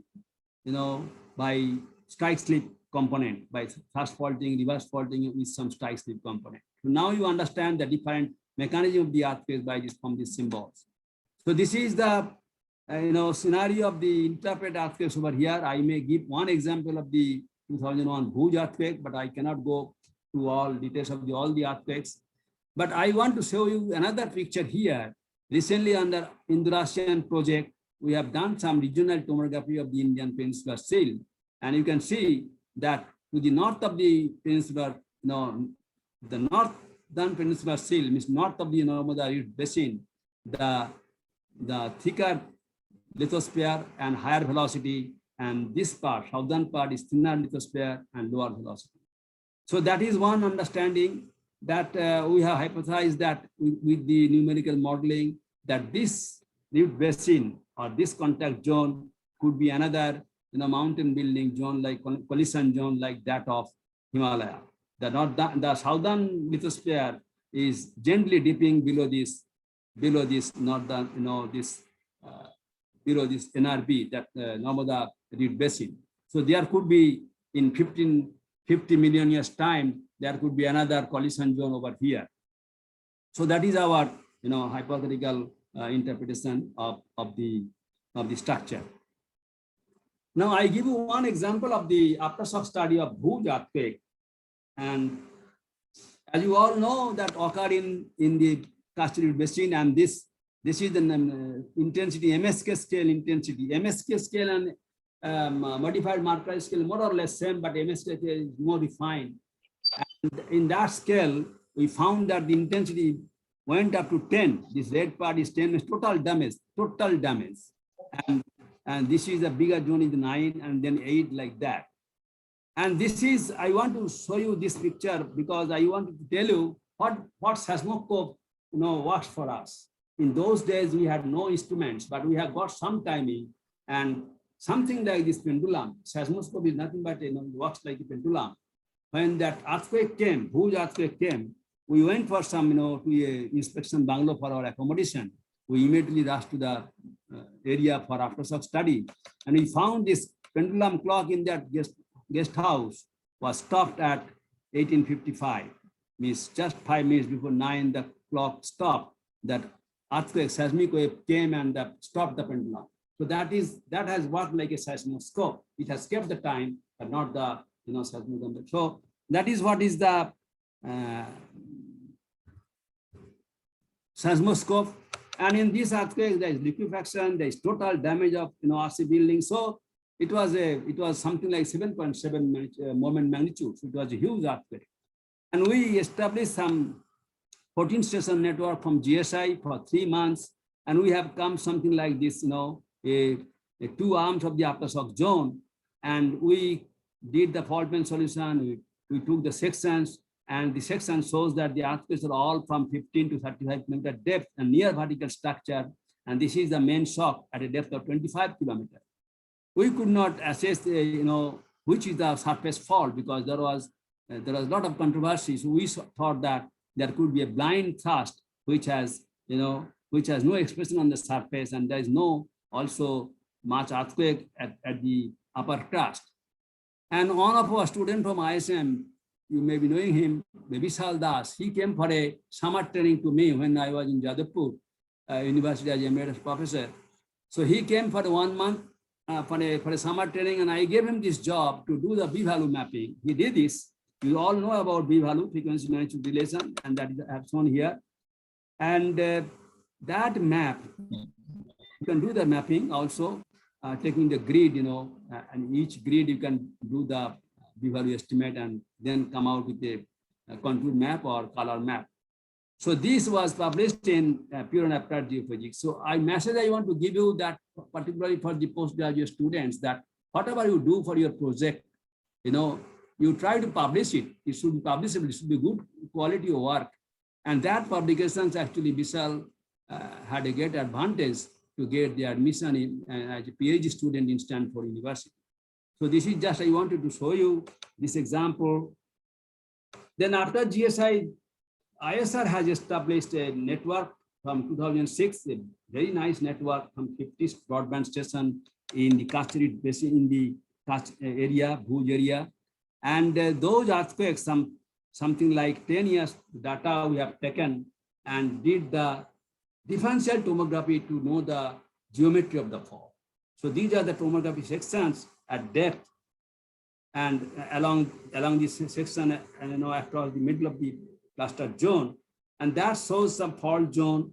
And we also did a very precise location and studied the section. We can find that this is the geometry of the fault, and that also matches with the fault plane solutions, nodal plane dipping. And this red star shows the main shock. So what I want to convey you that with the inception of the portable micro-earthquake instruments and also portable digital instruments, we can do very good study of the active faults, of the aftershock investigation, and so many things. And that's what one example for the Bhuj earthquake, how we found the fault, active fault. And this fault was triggered afterwards. This is Giddy fault, and this is South Wagat fault, which was by our study as the seismogenic fault. So I think now I'll show you now what lessons we get from the large earthquakes. You see the Kobe earthquake, 1980 Kobe earthquake. This is the, you can see the textbook type, if you can see the textbook type of thrust faulting. And that area they have preserved as a museum. And also the house, nearby house, which was totally damaged, including the kitchen room and everything, they have kept it as a museum. And the lessons they have taken is that all the buildings before 1980, which were not seismically designed, they are retrofitted. This is the ERI old building, Earthquake Research Institute in Tokyo University. I was there for a couple of months, and that university, old building is retrofitted, and the new building is made on the seismically designed on the bush. This is also multi-story, something like 20-floor, building of ERI, Earthquake Research Institute, University of Tokyo. So this is what lessons Japan take. And the other day, Jim Murray was giving a lecture saying that the 2011 earthquake, the tsunami killed us, but not the earthquake setting, because our engineers did a good job. There was no casualties by building collapse. So that is how the Japan is, living with the earthquakes. And what we have taken lesson in Bhuj, we have not kept any evidence of that earthquake disaster, and that new town has come up. And the other day, Dr. Prabhas Pandey was telling in a meeting, just made houses on the fall in Bhuj. So that is what we lacked. We do not take the lesson, we forget. And even in Sikkim or Shillong, we are making multi-story building on the hill slope. So our philosophy is job hoga dikha jayega. So now I am giving you one more slide to show that how the microscopic seismology has a big role in oil and mining industries.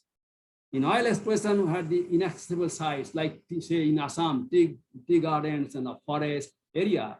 You can just put very close, instruments, small seismometer, and you can telemetrically record the records, and you can get the structure of the, this is earthquakes 3D plot. You can get the earthquakes plotted and do that seismic tomography. And from VPY study, they found out that at which depth the oil is there, because the VPY is high for the rock matrix which is containing oil. So this is how it is also now very much used for oil exploration and very much used for secondary production of the oil.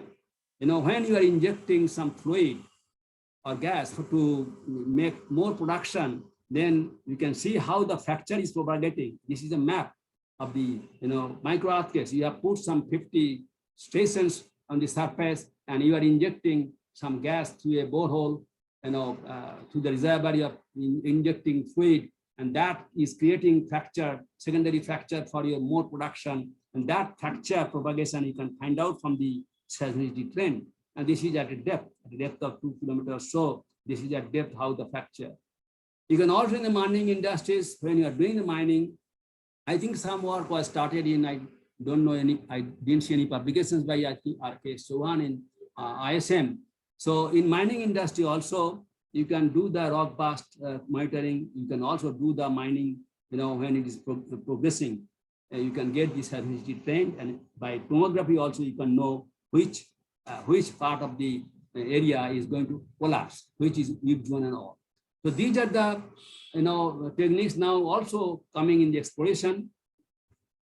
And now, having told all this about the sociological interpretation or studies, now what is our status for earthquake prediction? Rather people are now scared to talk about earthquake prediction. They talk about earthquake precursors. Even ERI has now changed their board from earthquake prediction research to earthquake precursor research. So in India also we started, this work started in 1980s. In India also we started, Professor Khatri and Professor Guho and Professor H.K. Gupta, they did some seismic Assam gap and B-value change and period velocity change in Shillong Observatory. And from GSI also we took up some resistivity work. At 2 stations, we are monitoring resistivity, and we found that at one station, at one direction, there was change, other direction, no change. At another station, in all the directions, there was change of resistivity. We also found that microseismicity rate changes, it was very high before a large earthquake in Kutch area in 1984. Not very large, it was magnitude 5.8. And also we found the gravity also changes in Shillong Plateau, and in fixed gravity stations, we are monitoring gravity value with micrometer. So a lot of study we try to do to understand the earthquake precursors, but I don't think we cannot predict from these precursors, because we do not know at what time, at what place this earthquake will occur. This is just to correlate the earthquake precursors with our observations.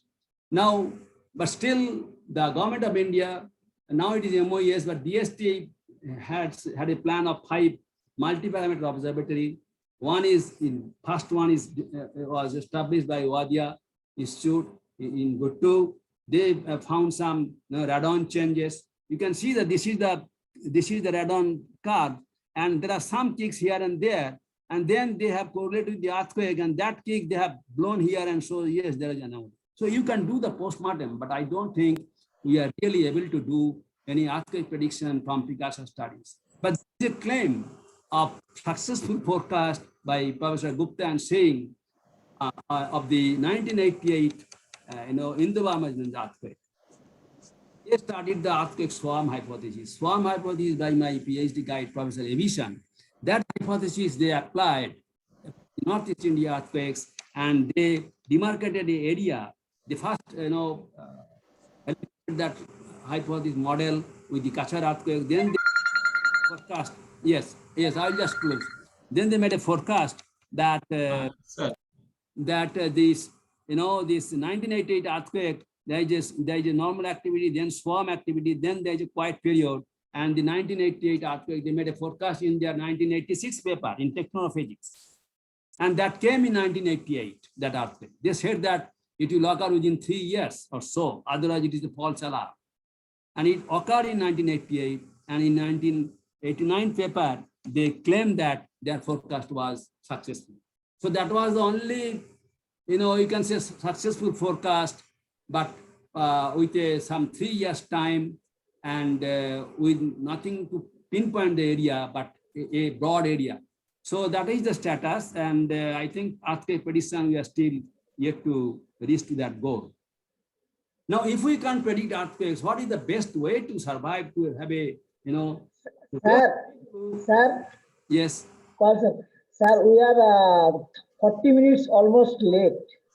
So I take another 2 minutes. I take another 1 minute. Okay, take care, but you take care of that. Okay, no problem. So this is we can do the microgeology for the society, and we have got a seismic zone map. But if we study the side response, suppose this earthquake is coming, this hard rock here, and means basement rock, and your structure is intact. But when the seismic wave is coming through these sedimentary, formations, that gets amplified and the structure gets. So we can study the side response, we can study the basement, we can study the liquefaction potential, we can study a lot of things. And our past experiment by institutional efforts by GSI, Engg, IMD, we have come out with the microgeological map of Jabalpur city. This is the hazard map, and this is the risk map. You understand what is hazard and what is risk, means vulnerability. If you multiply with vulnerability, so that's the risk map.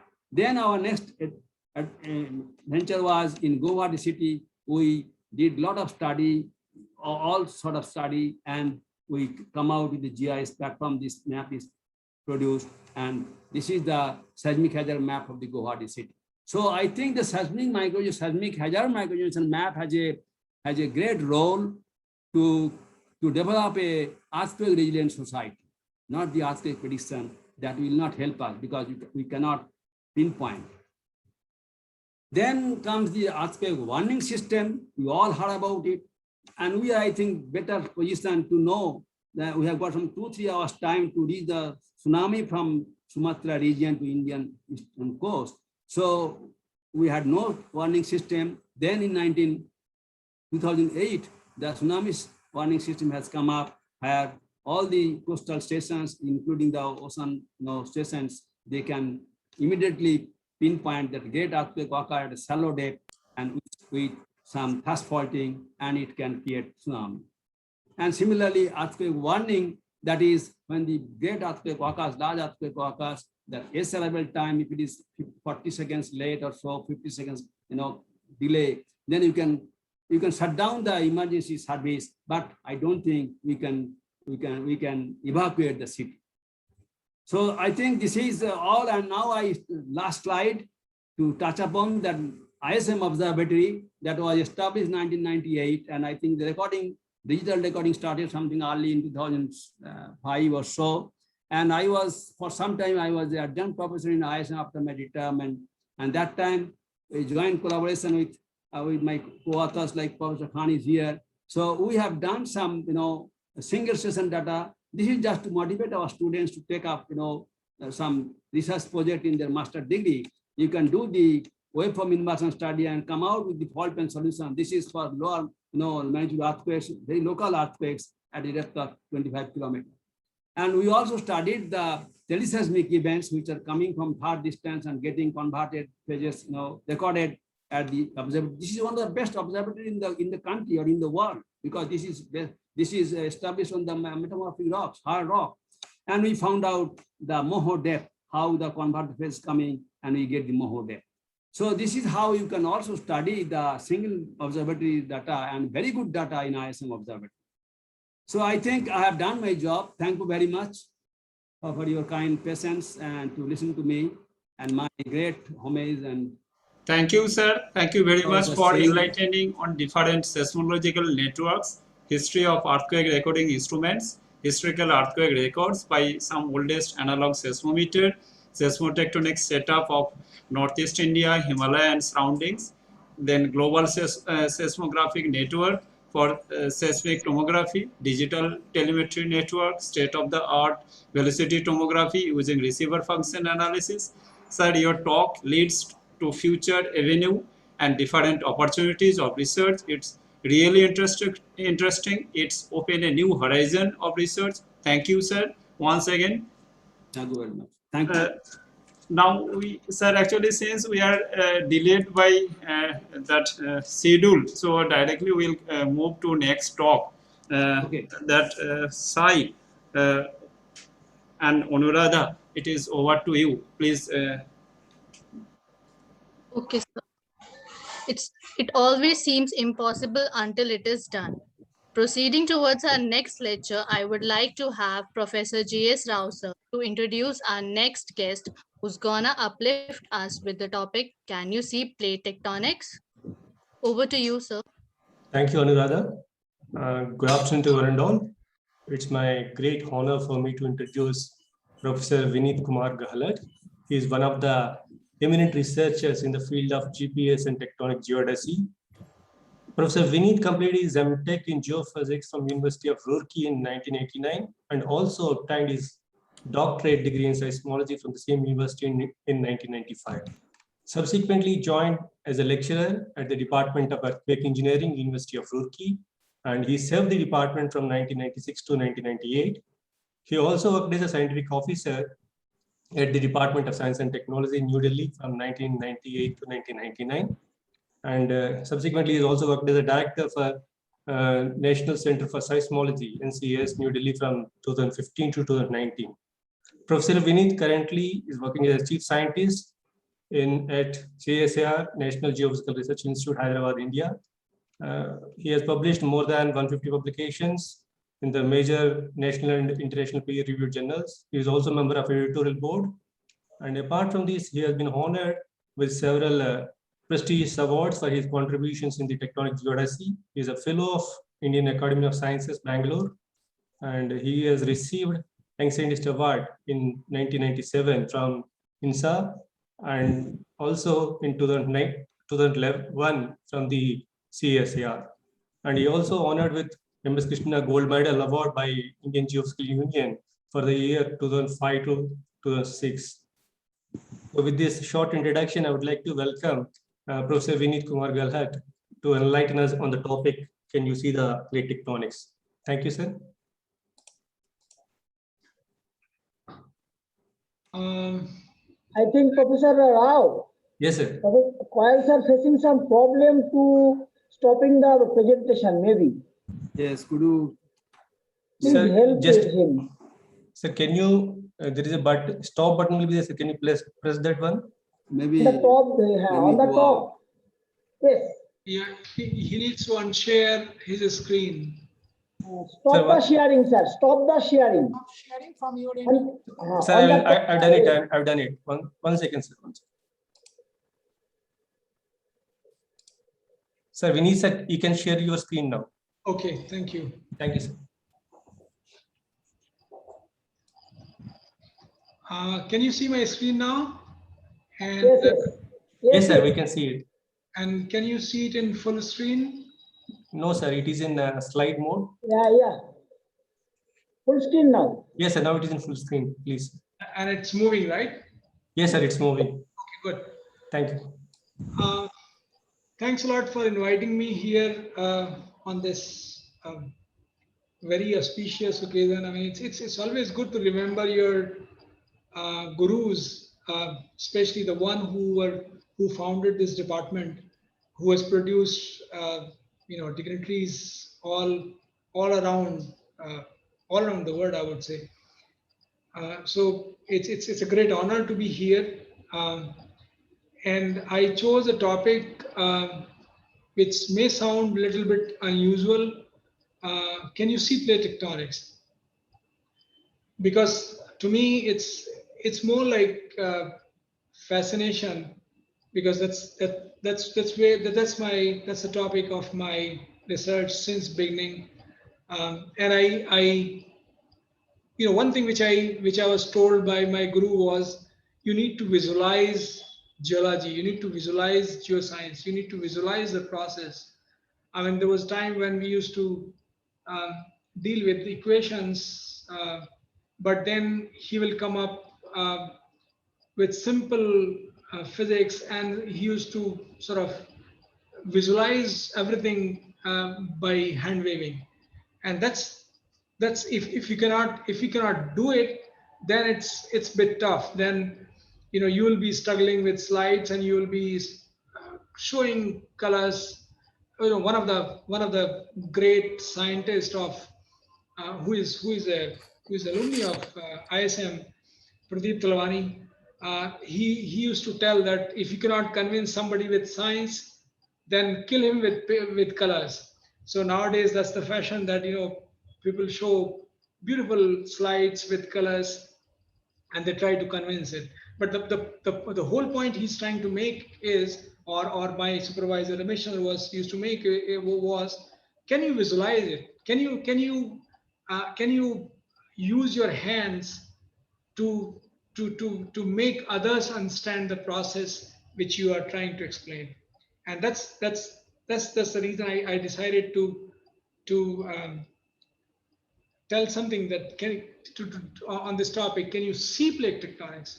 I mean, if you cannot visualize it, if you cannot see it, then it's tough to. Then it's just merely a concept, and it's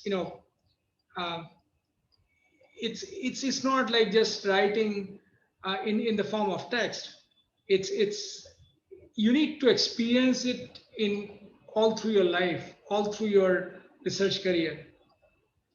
And the way I look at it is imagine the Indo-Gangetic Plain. I mean, where Dhanbad also is situated, part of it.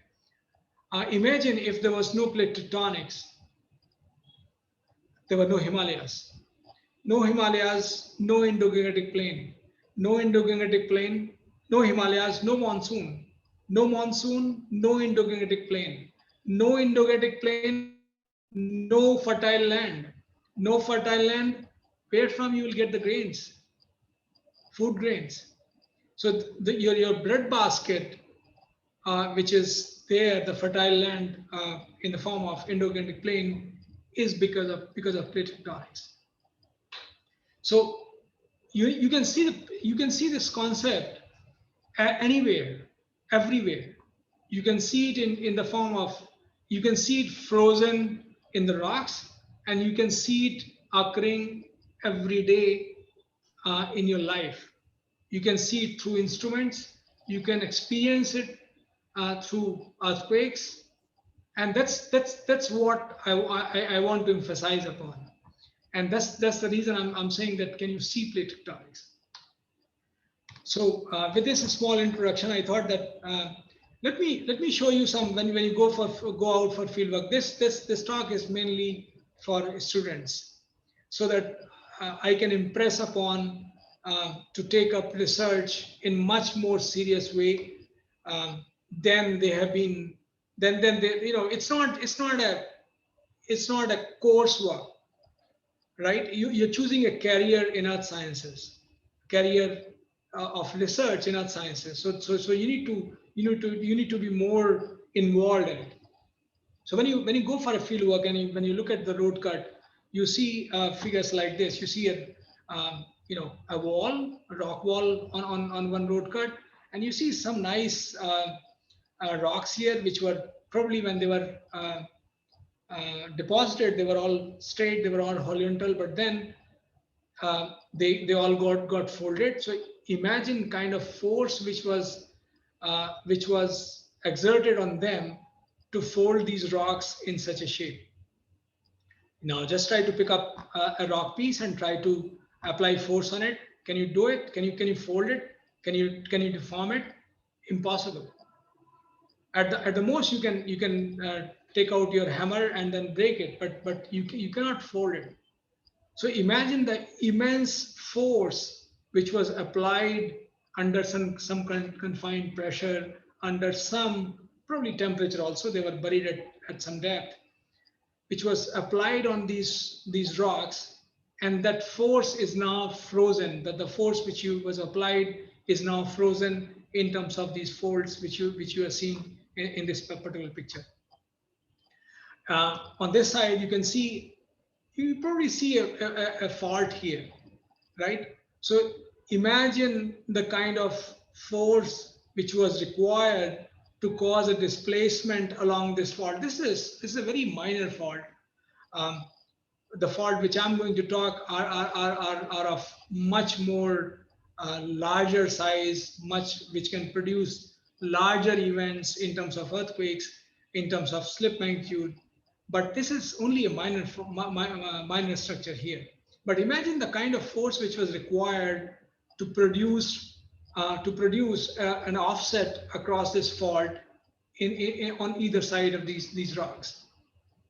Now this is all frozen in time. You see that, yes, of course there was some process which was involved, but I'm not sure. And then your teacher tells you that, look, it's all because of plate tectonics. It's also about the plate motion which caused all this deformation. So you're visualizing it, but the point is, can you see it happening now? Is it happening even now? That's the question which you should be asking. In the morning, Professor Krishna gave a very good, elaborate presentation on plate tectonics, how we moved from continental drift, in which the continents, shape of the continents were the continent of shape of this continent, for example, South America is fitting into Africa. So that's how the concept of continental drift came up.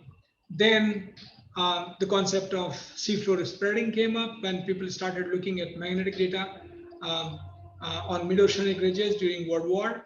And then they found that, look, the magnetic polarity is changing as you move away from the mid-oceanic ridge. So this is again frozen in time, right? The plate tectonics was not hypothesized by the time, by the way. So we were still looking at continental drift. We were looking at seafloor spreading, right? We still had no idea about plate tectonics by the time.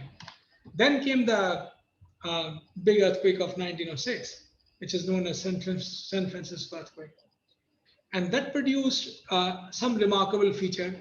I must say here that this was not the first time we saw such feature. There was an earthquake in 1819 in which is known as Allahabad earthquake. Probably Professor Kayal mentioned it in his talk, which produced a beautiful scarp in the region. So that was probably the first evidence, documented evidence of surface faulting. But nevertheless, it took some more years to come up with a new theory, which is known as elastic rebound theory, which said that, look, so there was this fault here, and then the rupture occurred, the slip occurred along this fault, and then it caused an offset in this fence by 6 to 8 feet. So this gave the idea that, look, if the earthquake caused this disruption, this offset, that means this was accumulated before the occurrence of earthquake. So the energy which is accumulated, the energy released by an earthquake is nothing but the energy accumulated in previous years. And that's what elastic rebound theory was all about. Again, we didn't have idea of plate tectonics because we were still with continental drift, seafloor spreading, and then elastic rebound theory. Plate tectonics theory came much later. Plate tectonics. So the idea of this was that, okay, I'm trying to run this. Yes. So if you have a fault which is here, now it is accumulating strain, right? And you see some trees aligned here, then earthquake occurs, and of course you see the strong shaking here. because of which the oranges are coming down from the apple. But the whole idea was that, look, the strain accumulates before the occurrence of an earthquake, which gets released during the earthquake. This was another another cartoon of showing what is elastic rebound theory. So this is a fence which I showed earlier. The fault is the fence is crossing this fault, and then just before the earthquake, probably nobody noticed it, the fence got strained, and then after the earthquake, the fence experienced offset. And that's what is elastic rebound theory. That energy accumulates before the occurrence of earthquake, and then the same energy which is accumulated in previous years, it could be 100 years, it could be 1,000 years, the same energy gets released during the earthquake. That was the concept of elastic rebound theory. Well, then came the worldwide network of seismic stations, which started telling us, that where are these earthquakes occurring, and it was found that look at these. This is the mathematics. These are the mid-oceanic ridges. These are the subduction zones or collision zone. For example, Himalaya here, Andaman, Sumatra here, and look at the concentration of these earthquakes. So all these earthquakes are primarily concentrated on these plate boundaries. So majority of the earthquakes, they actually occur on plate boundaries. They could be divergent plate boundaries, they could be convergent plate boundaries. So we had all this idea now that we had seafloor spreading, we had continental drift, we have earthquake occurrence process in the form of elastic rebound theory. We had earthquake concentration, where are these earthquakes are mainly focused. Then came the idea of plate tectonics.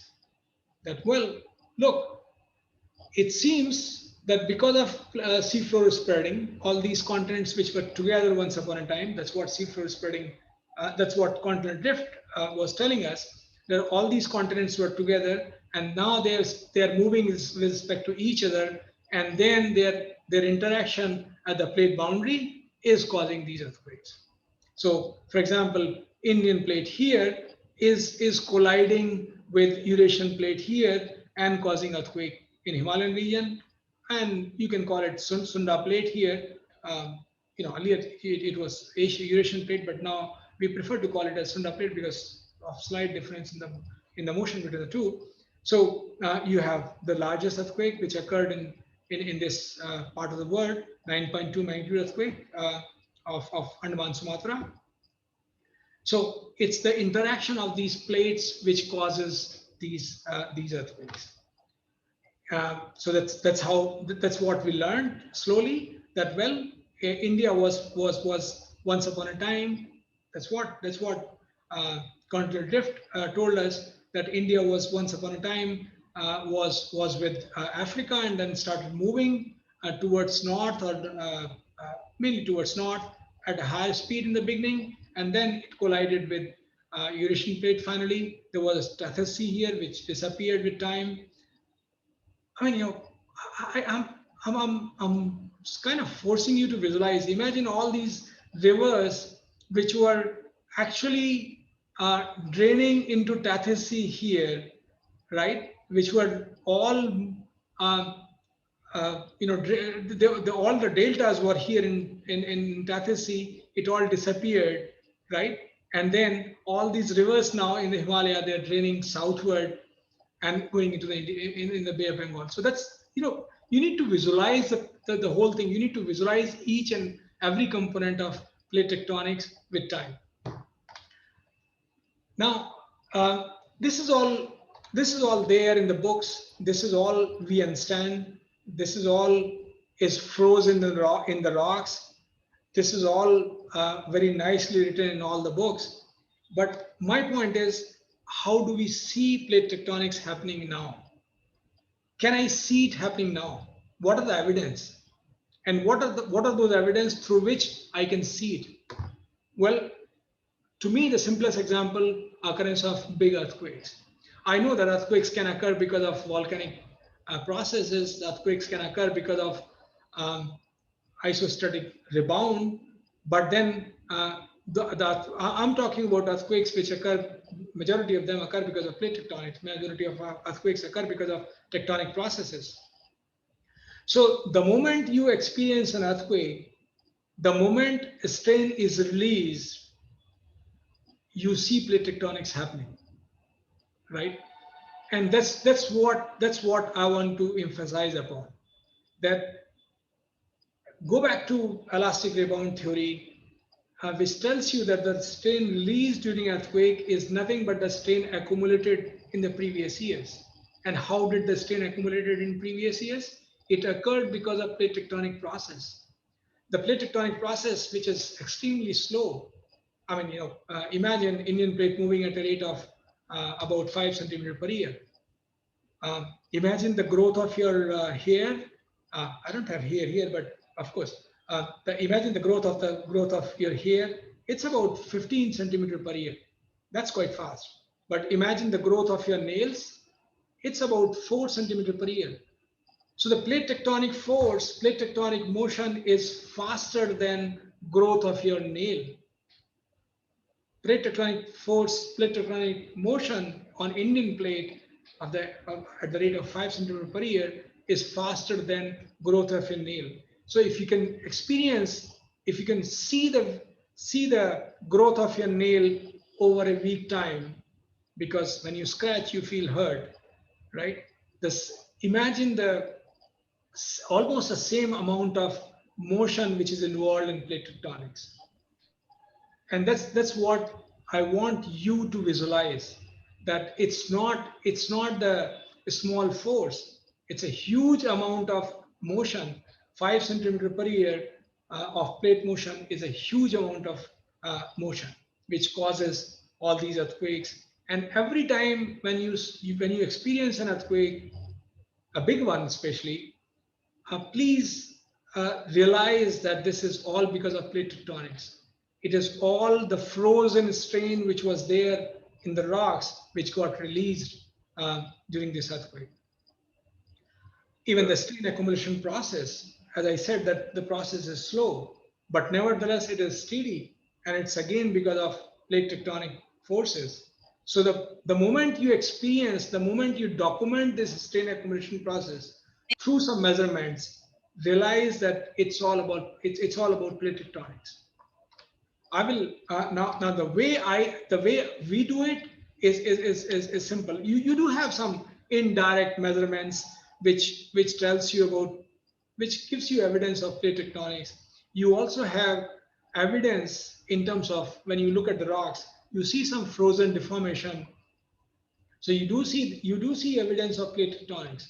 But the way I see it on daily basis is by measurements, and the only way you can see it is using geodetic methods. So what you do is you decide to pick your GPS. The GPS is slightly different from the one which you have in your mobile. In mobile you have a GPS which is probably a few hundred rupees worth, but you need to have a very precise GPS which could give you an accuracy of a millimeter level. So you decide to measure a coordinate of a point or at some time, and then how do you measure the coordinate? You measure it in unique way, and the unique way is by defining its latitude, longitude, and height. Height could be anything. I mean, it could be above mean sea level, it could be geodetic height, it could be anything. But let's not go into that jargon, that what kind of height is it. So you uniquely define the coordinate, you measure it precisely, you again occupy the point, measure it again, you do it repeatedly, right? And then you know that, oh, this coordinate, this point is actually moving with time, and it's moving at certain speed. So if I'm sitting here in Hyderabad, if I have a GPS which is giving me coordinate on daily basis, then, and if I plot it, it shows me the velocity of Hyderabad site with time, and it's about 52 millimeter per year. Now 52 millimeter per year is almost like 1 millimeter every week. So I'm moving at the rate of 1 millimeter every week in the northeast direction. So that's how I use a GPS. Once you have done this, you can either get a time series like this, that you can have coordinate of the north, how your latitude is moving, how your longitude is moving, and how your up direction, that is vertical coordinate, is moving. You can have a smooth series in which there is no break; it is moving continuously. There's some variation here which we call as seasonal, but I don't want to go into complication as of now. So, but what you see here is you see a steady rate, which is nothing but the site rate. It could be plate motion. If it could be plate motion if you are not, if your site is not in the strain accumulation region. So the site motion will be could be essentially a plate motion. For example, in Hyderabad, where I'm away from earthquake zone, I'm away from region of strain accumulation or deformation or the region of deformation. So my site motion is nothing but the plate motion. You can have a steady rate here, which is which may represent plate motion, or you can have a time series like this, in which you have a steady motion at certain point of up to a certain duration, and then you can see a sudden jump here in the time series. This is an earthquake. So what happened is, this is a site at, for example, I just picked up one example. This is a site in Nepal, Kikin 4. So this was a Gorkha earthquake of 2015, and the site was moving continuously at certain rate because it's a site of deformation. And then the day earthquake occurred, so within that few seconds, within that few minutes, the site got shifted. It got shifted in the east towards west by this much amount, towards south by this much amount, and it got uplifted by this much amount. So my GPS is able to give me the motion before the occurrence of earthquake and also during the earthquake, how the earthquake has released the strain. And that's what I try to exploit in our research. So look at this. I mean, this was the jump which you saw. This was a slip which occurred. This was a displacement which occurred because of slip on certain fault. And now go back in time, the slide which I showed. So you saw it frozen in time, right? You saw it that there was, on the road cut, there was some offset, and this offset might have occurred because of some earthquake at some time, right? Which I'm trying to see now. If the same earthquake occurs now, I can record it using the GPS. So I'm seeing it in real time. I'm seeing it happening now. I can do this. I just give you an example here. For example, the case of, there was an earthquake in 2012, which is known as Indian Ocean earthquake, and we have sites here in Andaman Nicobar, GPS sites. I mean, the same fashion what I just narrated. We calculated we estimated this offset just on the day of earthquake, and we plotted it here. So there were two earthquakes here. So all these sites here, they moved during the earthquake. They moved southward, and then the sites which are here in Indonesia, they moved in northeast direction because of earthquake. I can further expand. I can model this. This is the zoomed portion. I can model this, and what I can do is I can model the rupture characteristic of these earthquakes, of this earthquake. So you can see that I can estimate the slip distribution on these faults. I can estimate the position. I can estimate how many ruptures were involved, what was slip distribution, and look at the beautiful pattern of the strain release of the seismic offset which you see around the earthquake. All these sites here, they moved during this earthquake. They moved in the southeast direction. All the sites here, they moved in the northeast direction. That's what the radiation pattern. When you study seismology, that's what the radiation pattern suggests you. And So I'm seeing it in real time. I'm seeing it happening in my lifetime. So whenever you experience a big earthquake, in either through data or you experience through shaking, I mean, I know that some people who are living in the source region, they get hurt, they get killed. But I feel myself fortunate to experience or to document these earthquakes, the plate tectonic process. Now, imagine the strain which was released during this earthquake, 30 meter, 40 meter, right? Now, this 30 meter, 40 meter with a plate motion of few centimeter per year must have taken thousands years, must have taken hundreds of years to accumulate. Now, the same strain got released in few minutes.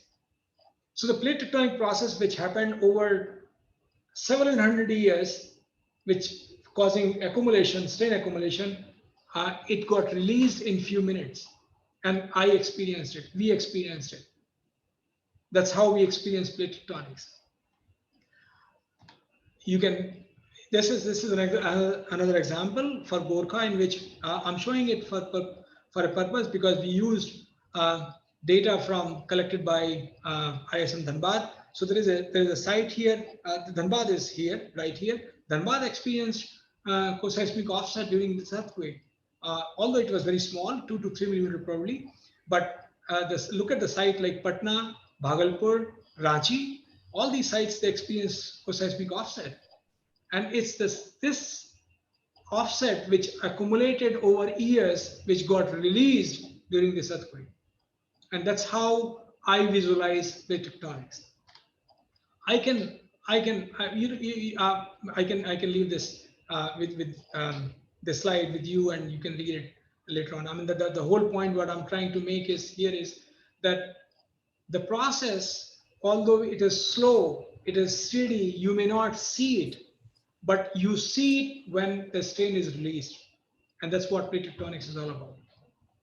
So it's not that everything is frozen. It's not that everything is frozen in rocks. You see it happening in your lifetime, in front of your eyes. I can give you another example in which I'm giving example of strain accumulation. That although again, as I said, that strain accumulation is a slow process. Over 100 years, the strain accumulates and it gets released during earthquake. But can I see this? Can I see the process of strain accumulation? Yes, of course I can. If I have GPS, if I have these machines installed, for example, in Garhwal Kumaon, Himalaya here, I can see that the sites which are here are strongly coupled. So they are experiencing strong strain here, very high rate of strain accumulation. And as I move towards north, I see a gradual increase in the size of these vectors, which is suggesting that, look, this part is totally logged. This part is totally strained because of strain accumulation. And it is this strain which is going to be released in the future earthquake. So it's not that I cannot experience the strain accumulation.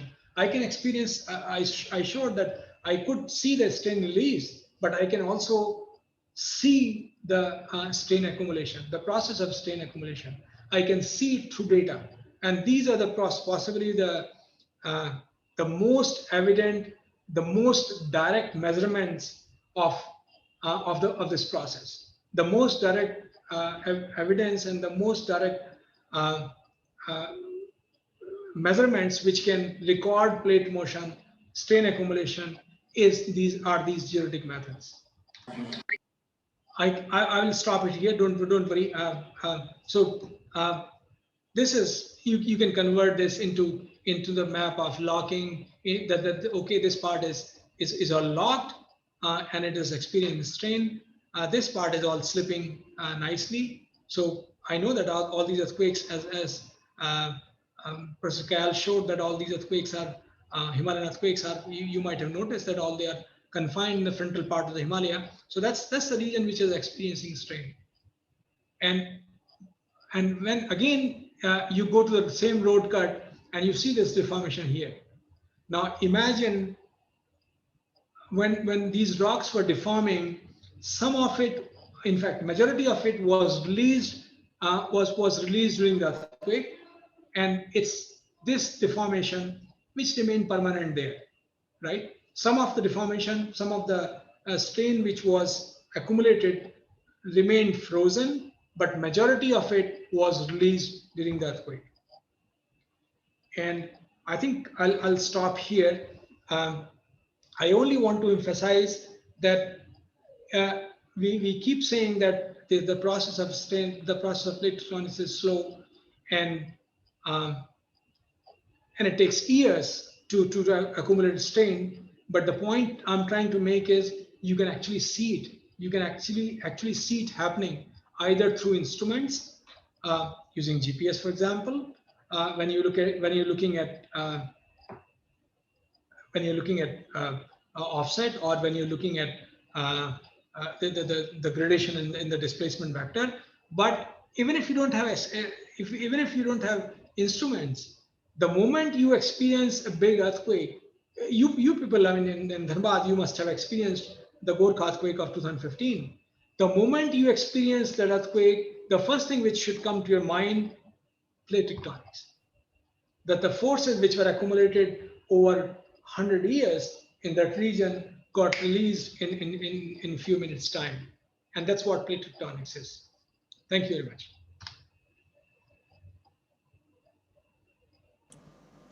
Did I finish too early? No. Sir, thank you. Thank you so much, sir, for edifying that great question, that can we see the plate tectonics? It is really great for your elucidation.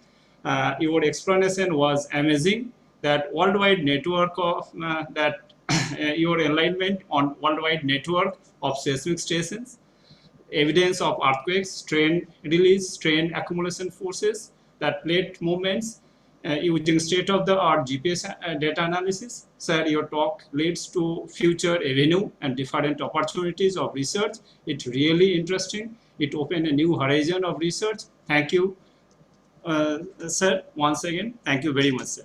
But now I want to tell my students, if you have any question, may discuss with Dr. Gehlert through chat box. Okay, I need to stop share, and then chat box is there. A student can share the question through chat box. Right. Let me see if there are any questions. Okay, please, student, if you have any question, may discuss with Dr. Gehlert through chat box. Because time is limited. Okay. Thank you, sir. Can I have a quick question? Can I have a quick question? Okay, go ahead. Yeah.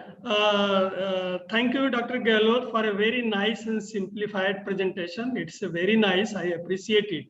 I just wanted to know from your experience of GPS installation, what is accuracy of the GPS which you have installed throughout India at different places? Okay. The accuracy of GPS measurements, it all depends. We don't talk about absolute coordinate accuracy. Absolute coordinate accuracy is about 2 to 3 millimeter. But what we are more interested in is the relative, the velocity of the point. And the longer the duration of measurement, better accuracy you get. For example, if your time series is probably 100 years long, you can achieve an accuracy of 0.1 millimeter per year. But if your measurement duration is only 2 years, 3 years, you can end up getting an accuracy of 1.5 millimeter per year. So that's the accuracy we work on. Thank you. Thank you so much. Thank you.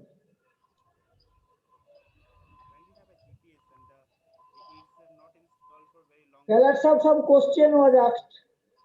Okay. Now, Professor Pal.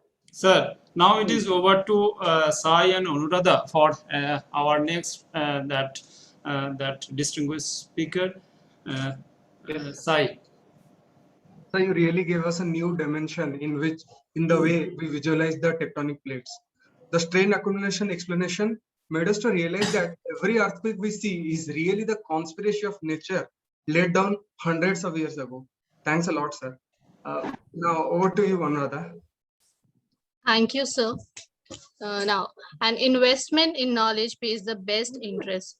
Setting things in motion by inviting Professor Mohit Agarwal sir to introduce our next guest who's gonna civilize us with his lecture on the topic iron limitation in the Indian Ocean. Over to you, sir. Thank you. A very good afternoon to all the audience and dignitaries present here.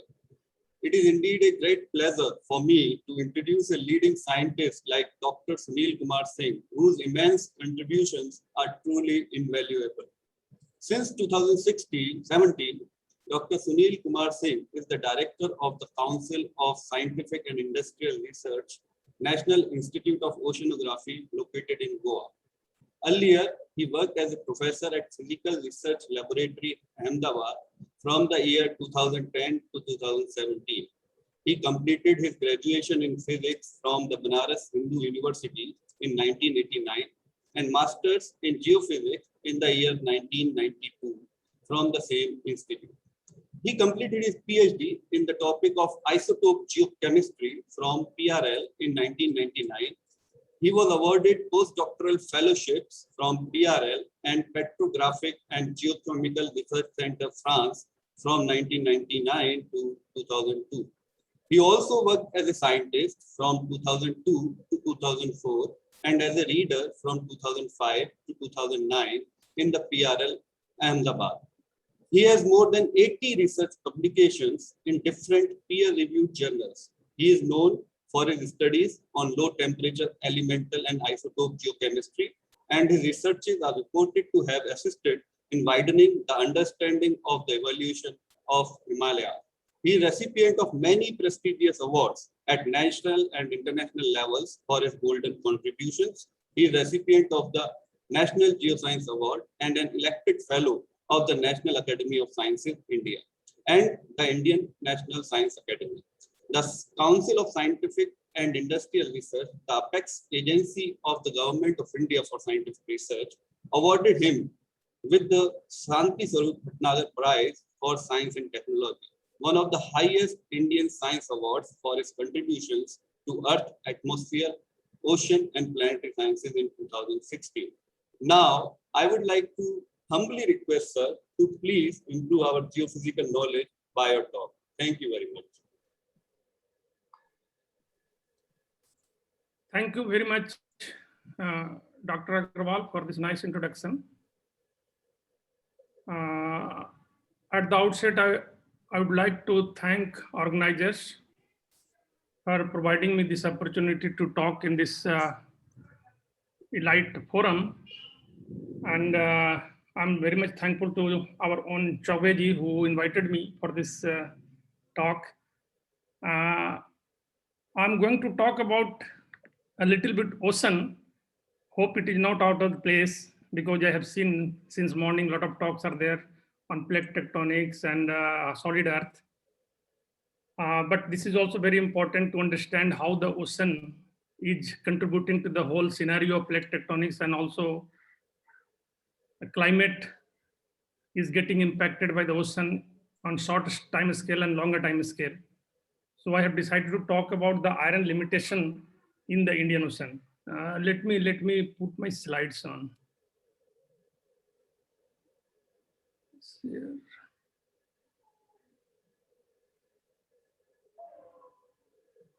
I think there seem to be some problem. Can you?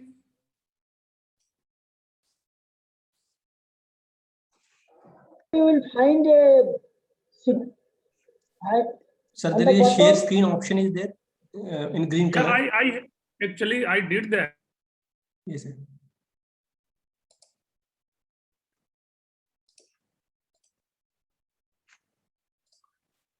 Then it is showing some system preference on. Yes, sir. Yes, sir. First, you have to open your PowerPoint. Then it will show. It will appear. I have opened the PowerPoint. Yes, sir. My PowerPoint is open. Yes, sir. Once you click on the share screen option, there will a couple of windows will be shown on your computer screen. But every window it is showing a sign of exclamation. So I have forwarded my this talk to Dr. Paul. So actually, that also we are trying to download, but somehow it is not It is not downloading. Oh my God. Sir, actually, you will have to provide the access to us to that particular PDF that you have sent. It is open at Google. Pardon? Actually, we could not download it.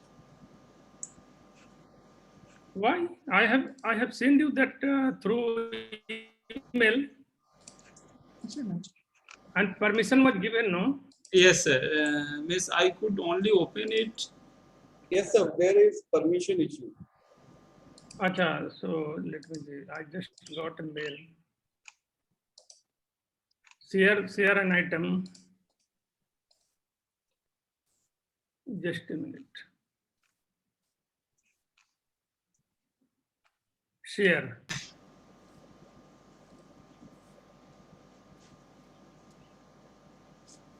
So now you see it, you try to see that, download that. Yes, sir. I'm trying to download it. Sir.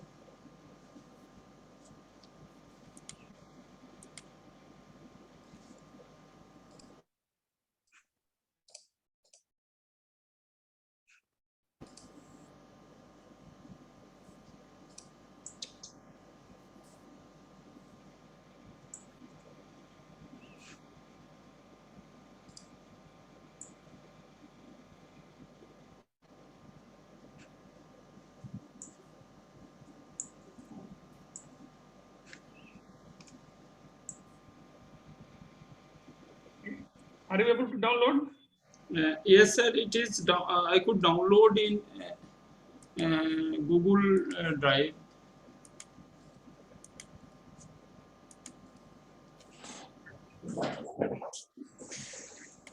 Sir Fazil, can you forward that thing to me? I will try. Yes, I have already forwarded it. No, after giving the permission. Yeah. I have just given the permission.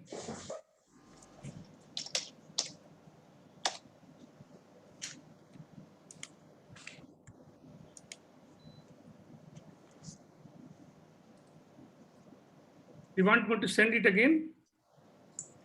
Sir.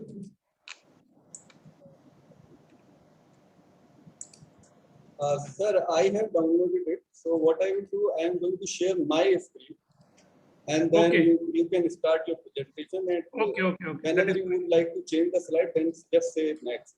That is fine. That is fine. Okay.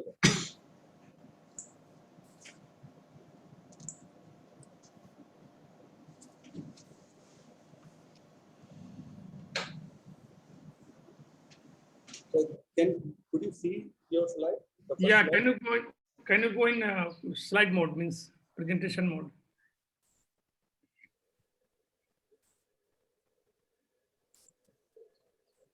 Full screen, can it go?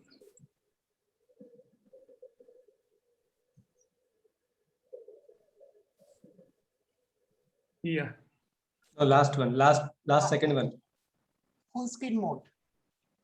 Mohit, in that last second option. Yes. Full screen mode. Yes. Yes.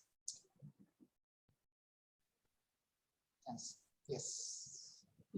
Yeah, perfectly all right. Yes, Okay. sir. Go ahead.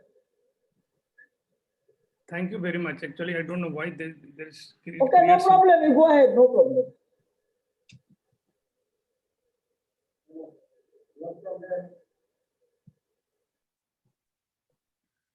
Okay, so as I was telling you, I'm going to talk about the iron limitation in the Indian Ocean. Iron limitation study is very much important as it directly impacts the productivity.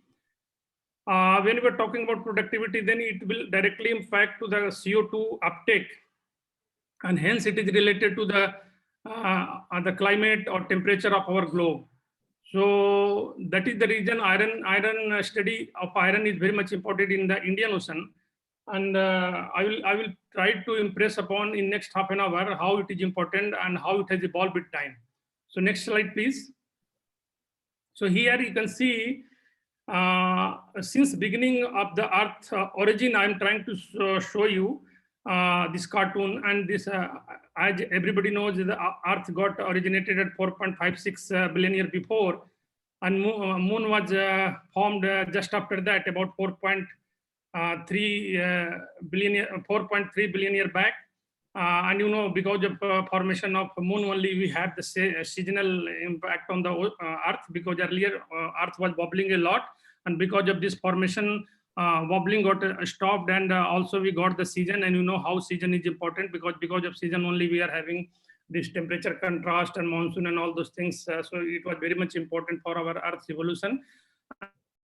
And then it comes to ocean. So ocean was formed about completely it got formed by about 3.8 billion years back. In the beginning, you know, I think everybody is aware of that, ocean or atmosphere was devoid of oxygen. No oxygen was there, and life was very difficult. Temperature was very high in the beginning. Just after the formation of ocean, some sulfate reducing bacteria originated and started evolving. Still, there was no oxygen, and I think 2.8 billion years back, the blue algae, that cyanobacteria, somehow still people don't know why it has happened and how it has happened, but they started they learned the art of photosynthesis, and in presence of sunlight, they were able to use our carbon dioxide and produce oxygen, and that is the beginning. That marked the beginning of oxygen evolution, and since then, I think oxygen is evolving. And about 540 million years back, the oxygen in the atmosphere came to the level of today's oxygen level, and hence all the story, you know, after that. So the first question starts. Next slide, please. This from where the water has come in the ocean. There are a lot of hypotheses talking about that. People think that it is coming from comet. People think that it is coming from different meteorites. And here, you know, once it has come to the Earth, they got accreted, and then in the beginning, because of a lot of plate tectonics and this instability, it was degassing. And that time, when it was degassing, most of the CO2 and H2O vapor and hydrogen and helium were getting emitted from the interior of the Earth. And so you can see here in the beginning, temperature was very, very high, and because of that, H2O, what was degassing, it was not able to condense, and it was remaining in the atmosphere. And other gases like helium and hydrogen being light, they were going to the space, and CO2 was getting accumulated in the atmosphere, and because of that, because it's a toxic gas and a huge having impact on this temperature. So temperature was in the beginning of the Earth was very, very high, almost 2000 to 3000 Kelvin, and because of that, the condensation was not possible. But as it started cooling, then temperature was going down, and that time this our water vapor started to condense, and we started getting some water on the Earth. Next slide, please. So people were, since beginning, they were trying to see from where this water has come, and they try to measure the isotopic composition of water, deuterium and hydrogen. And today, if you see, it is about 155 into 10 to the minus 6 ocean water if you measure. And they were trying to see, measure some of the comets, which people think that a lot of water has come from them, because icy planets like Hyakutake and all, they are made of 20%, 30% of the water. So they are supposed to be one of the sources. And when we measure D by H in that, they are much higher than what we see in the ocean. So they are about more than 300 into 10 to the minus 6. And there was other hypothesis that water or water vapor came from the solar or protosolar nebula itself. But that, if you see that D by H ratio is very, very less. It is about 10 or 20, something into 10 to the minus 6. Then people started measuring this different kind of meteorites like carbonaceous chondrites, and also they have measured some of the micro meteorites which were found in Antarctica. And those values were very much coinciding with the water value which we are getting in the ocean. So it has been, since then, based on this isotopic study, it has been hypothesized that most of the water, means the water which we see today in the ocean, it's coming from this meteorite impact. Certainly, there was some contribution from comets, maybe maximum 20% or 15%, something like that. But majority of them are coming from these carbonaceous chondrites. So next slide. And now, since when it is coming to the, it came to the, at what time water came to the ocean? Actually, people are trying to see since beginning, and it's a big question because all the archives which would have been present since beginning, I think it is all obliterated. So getting the initial signature is very, very difficult. So only signature we can find in the zircons. In some of the rocks we have zircons, and people try to measure oxygen isotope in those zircons to see if any impact of water is there. And if you see the mental zircon isotopic composition, it is almost all the time, it will be about 5.2, 5.3, something like that. And if anything more than that, if you are observing, it is impact of our alteration due to presence of water. So in this beginning, people, whatever zircon people have found, and if you can see here 4.4 or something like that, oxygen isotopic composition of those zircons were very much similar to the mantle. So at least whatever till now people have found, it showed that about 4.4, almost there was no water. And as soon as we are evolving from then, the first signature of oxygen alteration came about 4.3 or something like that. At this one of the sample which is there. And since then you can see oxygen isotope in many of the zircons are always higher than the mantle value, and this marks the presence of water. So water was already present on the earth about 4.3 or billion year back, and that is because of the when degassing was happening, they got condensation started, and different pockets water was there, and they slowly started to accumulate. And by that time, Earth evolved up to 3.8 billion year. Earth has taken the full shape. So next slide, please. I was telling you, so when Earth was degassing, condensation took place, and ocean became at 3.8 billion year. Ocean took the final form. What we means configuration could be different, but ocean was already there at 3.8 billion year. And at the same time, when water was getting degassed from the interior of the earth, a lot of CO2 was getting degassed. And CO2 is a greenhouse gas and toxic gas. So when it accumulates very high quantity in the atmosphere, it is not good for, and your temperature will keep on increasing and all. But we have seen that temperature on the earth has remained more or less means within permissible limit, and it has not evolved significantly high or low. Of course, it has changed with time, but not drastically or critically has gone beyond a certain limit. So when we are talking about source of CO2 to the atmosphere, at some point of time, there is a sink of CO2. Also, that will control the carbon dioxide budget in the atmosphere. So next slide, please. So this is the cartoon which depicts the source and sink of CO2. And source, as I have told you, it is degassing of the earth through volcanism or mid-oceanic ridge area.